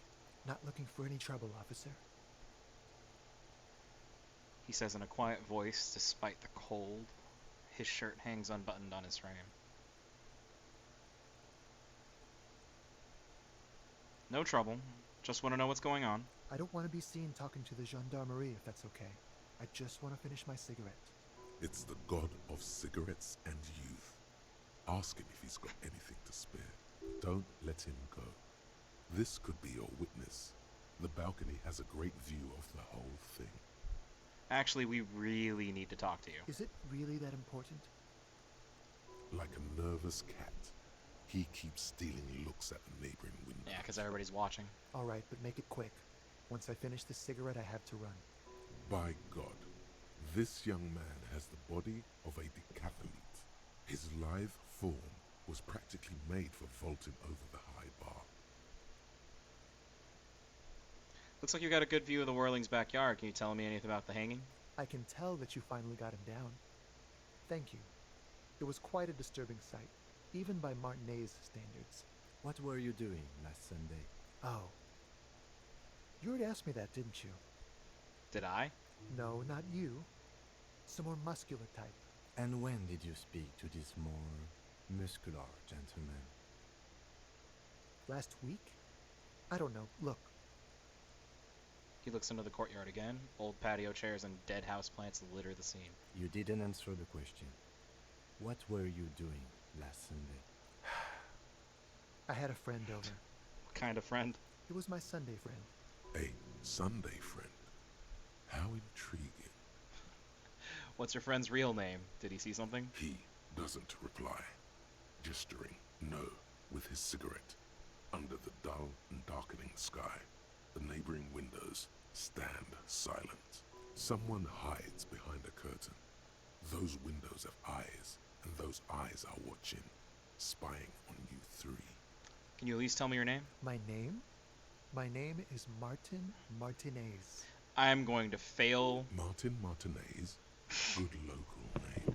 Let's go with that. I failed that hard on going like, that is clearly not his name. Can I ask you any training? Occasionally. Why? You on the track team? No. I just like to look good. I get it. Nothing wrong with just looking good. He gives you a honeyed smile before shaking off the cigarette ash. Yeah, he works on his appearances, man. Alright, we'll talk later. No. We won't. Now, if you'll excuse me, I really need to get going. Workout talk. Come on, man. This isn't the place or time for questions. Who knows who might be watching from the distance? Hey, listen. Behind the curtains. I'm just trying to make things okay again, man. Can we just meet again somewhere else? For a moment, the man on the balcony seems almost vulnerable. Something moves in the depths of his feline eyes. Compassion and a hint of understanding. I am sorry, but I really don't have the information you're looking for. His voice is soft and deliberate. With a flick of his wrist, he sends the cigarette butt sailing over the rail. But, hold on. What's that? For a split second, his hand lingers, as though gesturing towards a stone placed right next to the front door. It's a sign. Good luck with the investigation.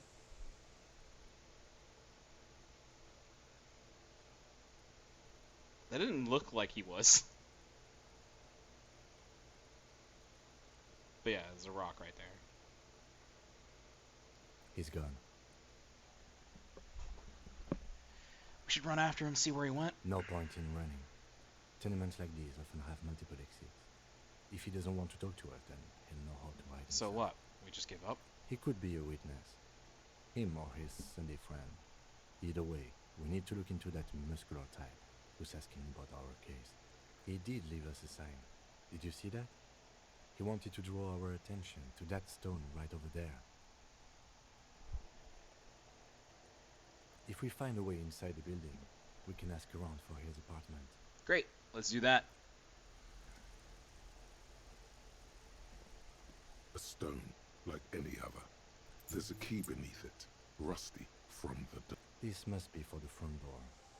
Pity it doesn't have the apartment number on it. This building has many apartments, and the man can be in any of them. How are we gonna find the right one? We'll just have to go in and see. Let's do it. Okay. I think that's good for now. We're almost done with this night. Got the body down, but I need to... How close am I to leveling up? Oh, shoot. Yeah, wait, let's go try and do the one thing I really, really wanted to do. Let's go digging in somebody's skull. Literally.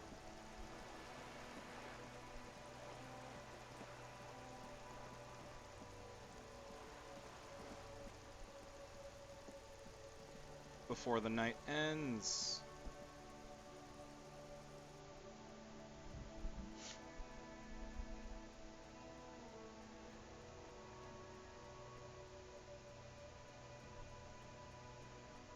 If you do that in reverse too, it's really funny. If you find the fridge, and as Kim says, like, well, if we want to keep the body, we're gonna have to refrigerate it, and you can get a smirk and be like, refrigerate, huh? It's like, oh no. Give me more perception. Wait, what? Oh no! It's capped! Shit! I can't. The bear's eyes are still glowing red. It's guarding over the freezing corpse hidden inside its belly. Close the door. Wait, I have another plan. I seriously don't have anything to help me with perception, do I?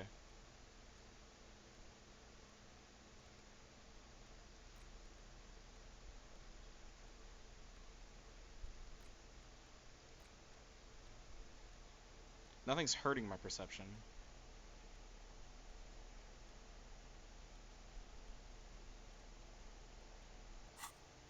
Well,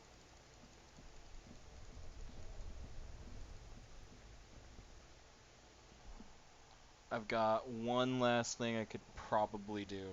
I didn't realize I hit cap.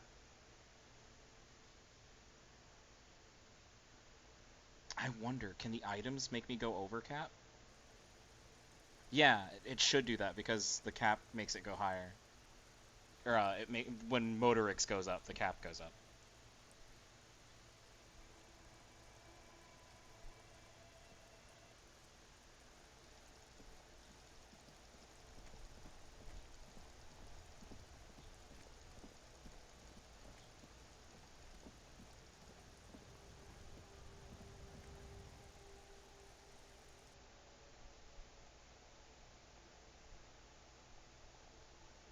It was at like a 70%, man. I could have just tried to save scum it. I think I might. Just because I really want to get this. It'd be a big bummer to do all of that with the fridge and stuff and not get the bullet.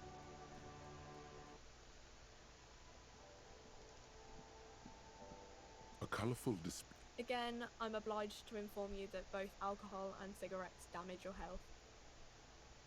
Oh, wait, none of these are for Motor rigs. How about these? A small cabinet on the wall is filled with various medicine Damn. bottles. Well, maybe I'll see it tomorrow then. To the left of the tear machines. No, I got nothing. Damn it, damn it, damn it.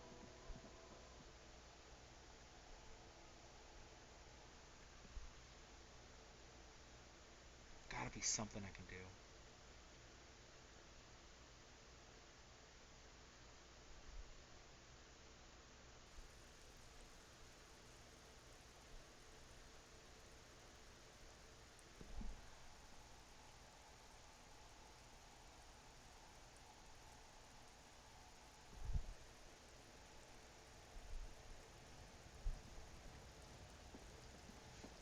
As soon as I find some gear that's like perception increase.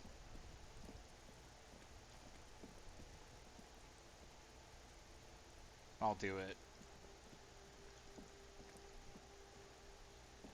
Otherwise, I guess I'll call it quits there. It's getting kind of late. I think even on my, oh yeah, on my face cam, you can't even like see me that much anymore. It's dark. I can turn on the lights, but it's just like, I've been streaming for a couple hours. I think I'll take a break there. Alright. I think that was pretty good. I want to watch over this again myself too and make see if I can improve on anything that I was doing. Good night.